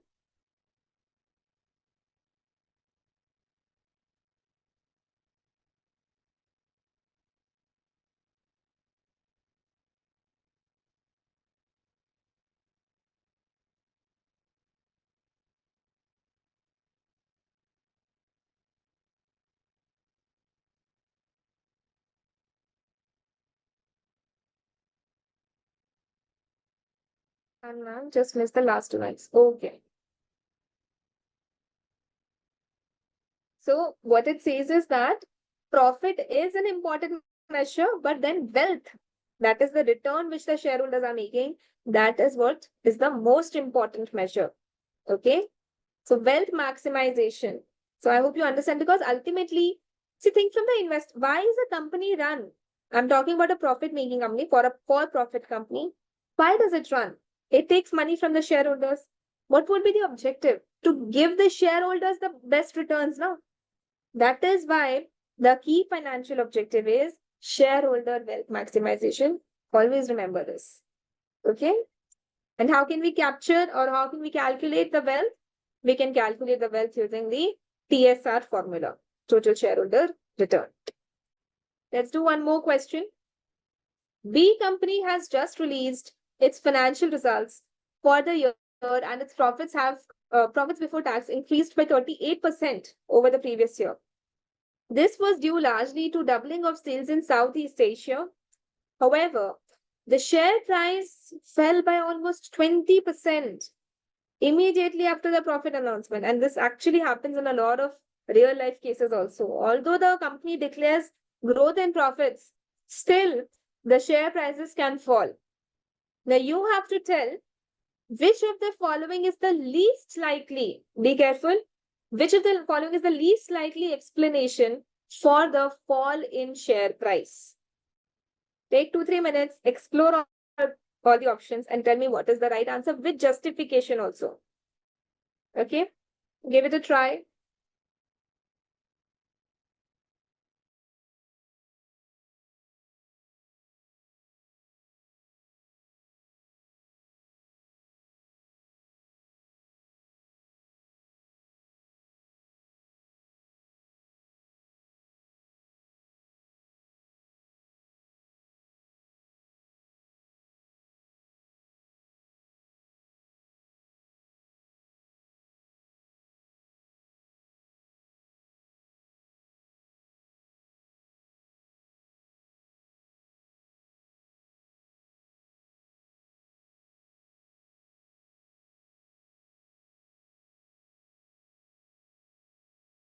So I'm seeing a multiple options, A, B, C. D is left. Anyone with D? I've got some explanations also. Okay, Divya says B, because the share price will fall if risk increases and expected future returns fail, and these are covered in other options. Option B, Shabazz says because depreciation is not a factor considered in terms of market price of the company. All right. Now let's read what are the options. We have to select the least likely explanation. Okay. We have to select the least likely explanation. So, first one, sales in Southeast Asia had been expected to increase by more than 100%. Okay. Now, the expectation was that the sales price will, the sales value will increase by 100%. That was the expectation. Okay.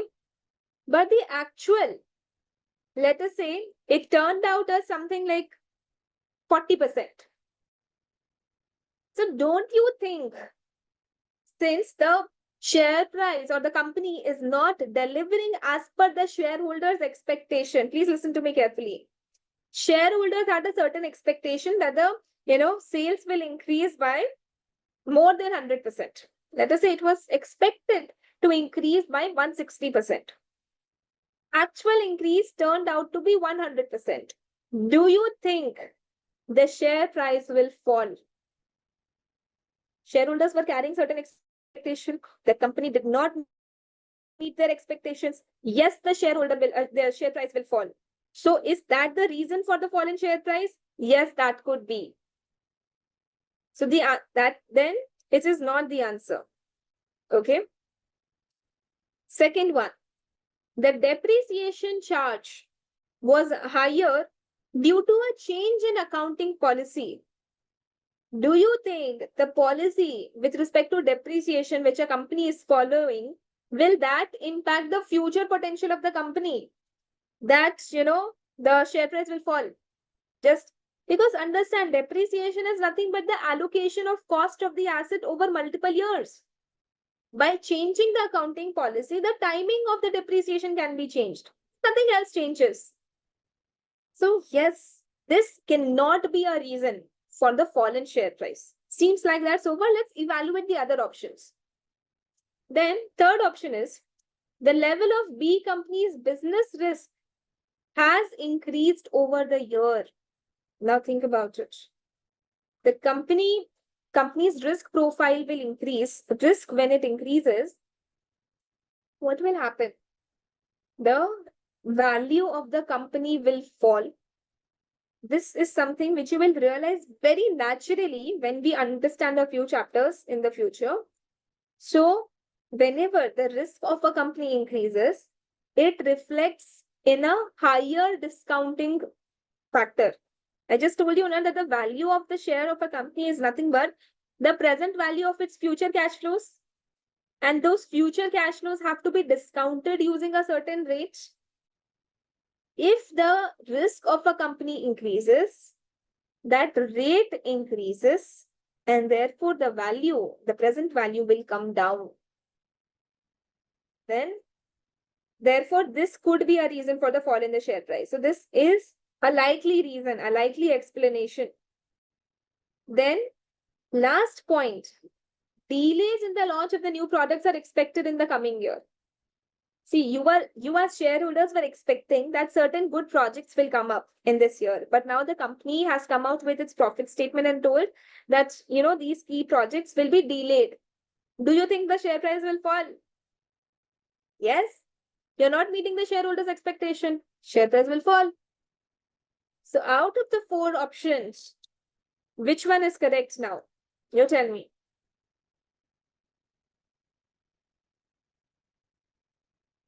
The answer will be B. Dharya, why will it be D?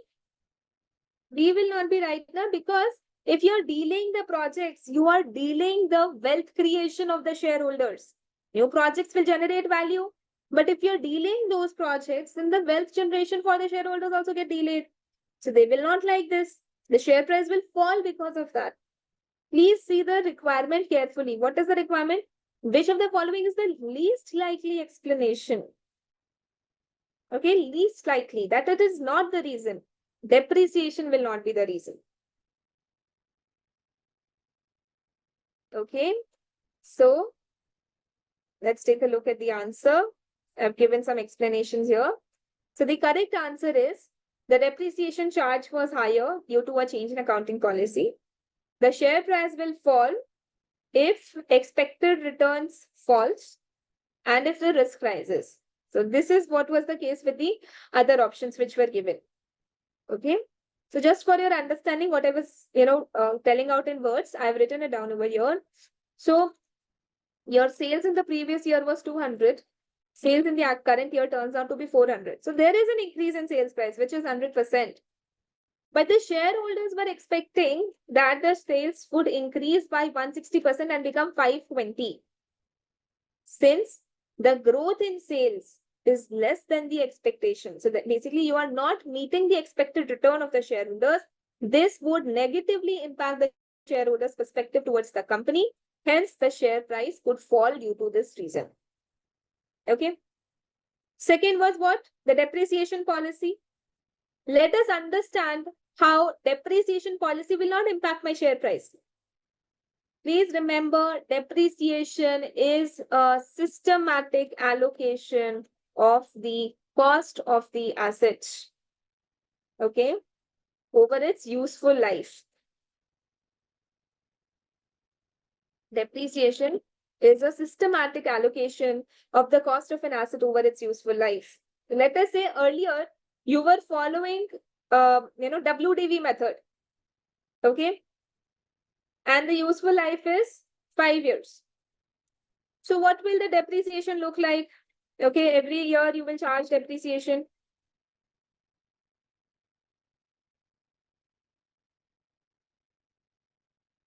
Okay, this is how the depreciation will look like. You purchase the asset for 2,000 rupees and now you're going to charge depreciation on WDV basis, written down value method. So you will charge depreciation on the reduced balance. And in the last year, whatever is the balance, you will write it off. Okay. So if you see, the total of the depreciation comes to what? 2000. And what is this 2000? It is the cost of the asset. Okay. So what happened? I allocated the entire cost over its useful life, right?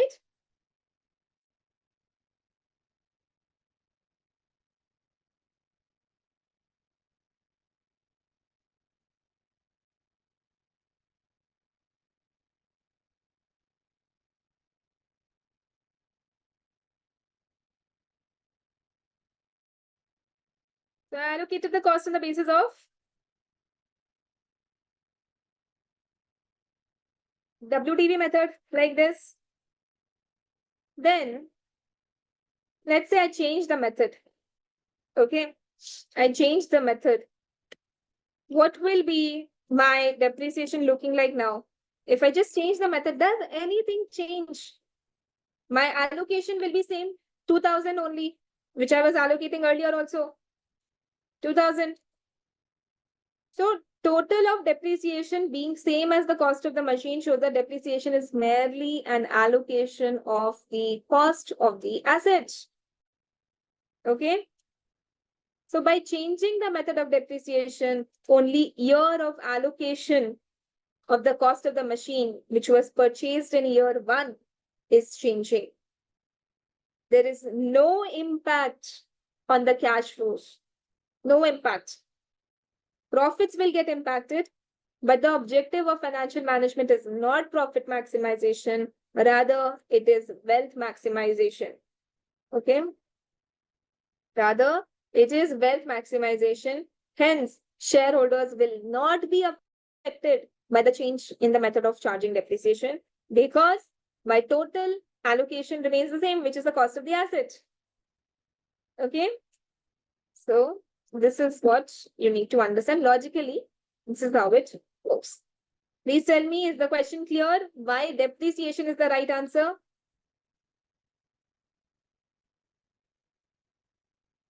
Revaluation gain is different because, see, that is a different aspect altogether. We are talking about the change in the method of depreciation.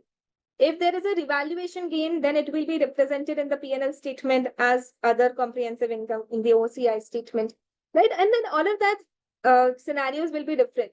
Yes, the share price could increase because of that. But because of change in the method of depreciation, share price will not fall, at least. I hope the example is clear to you all.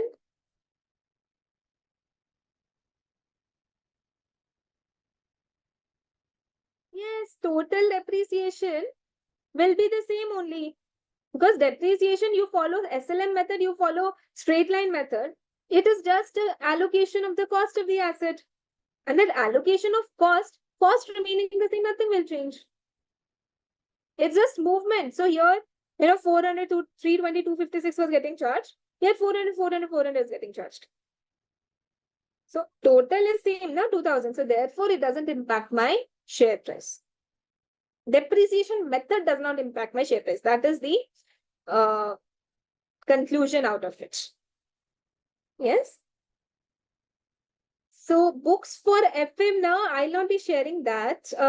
Just connect with Deep once. He will be dispatching the books for you all. Okay.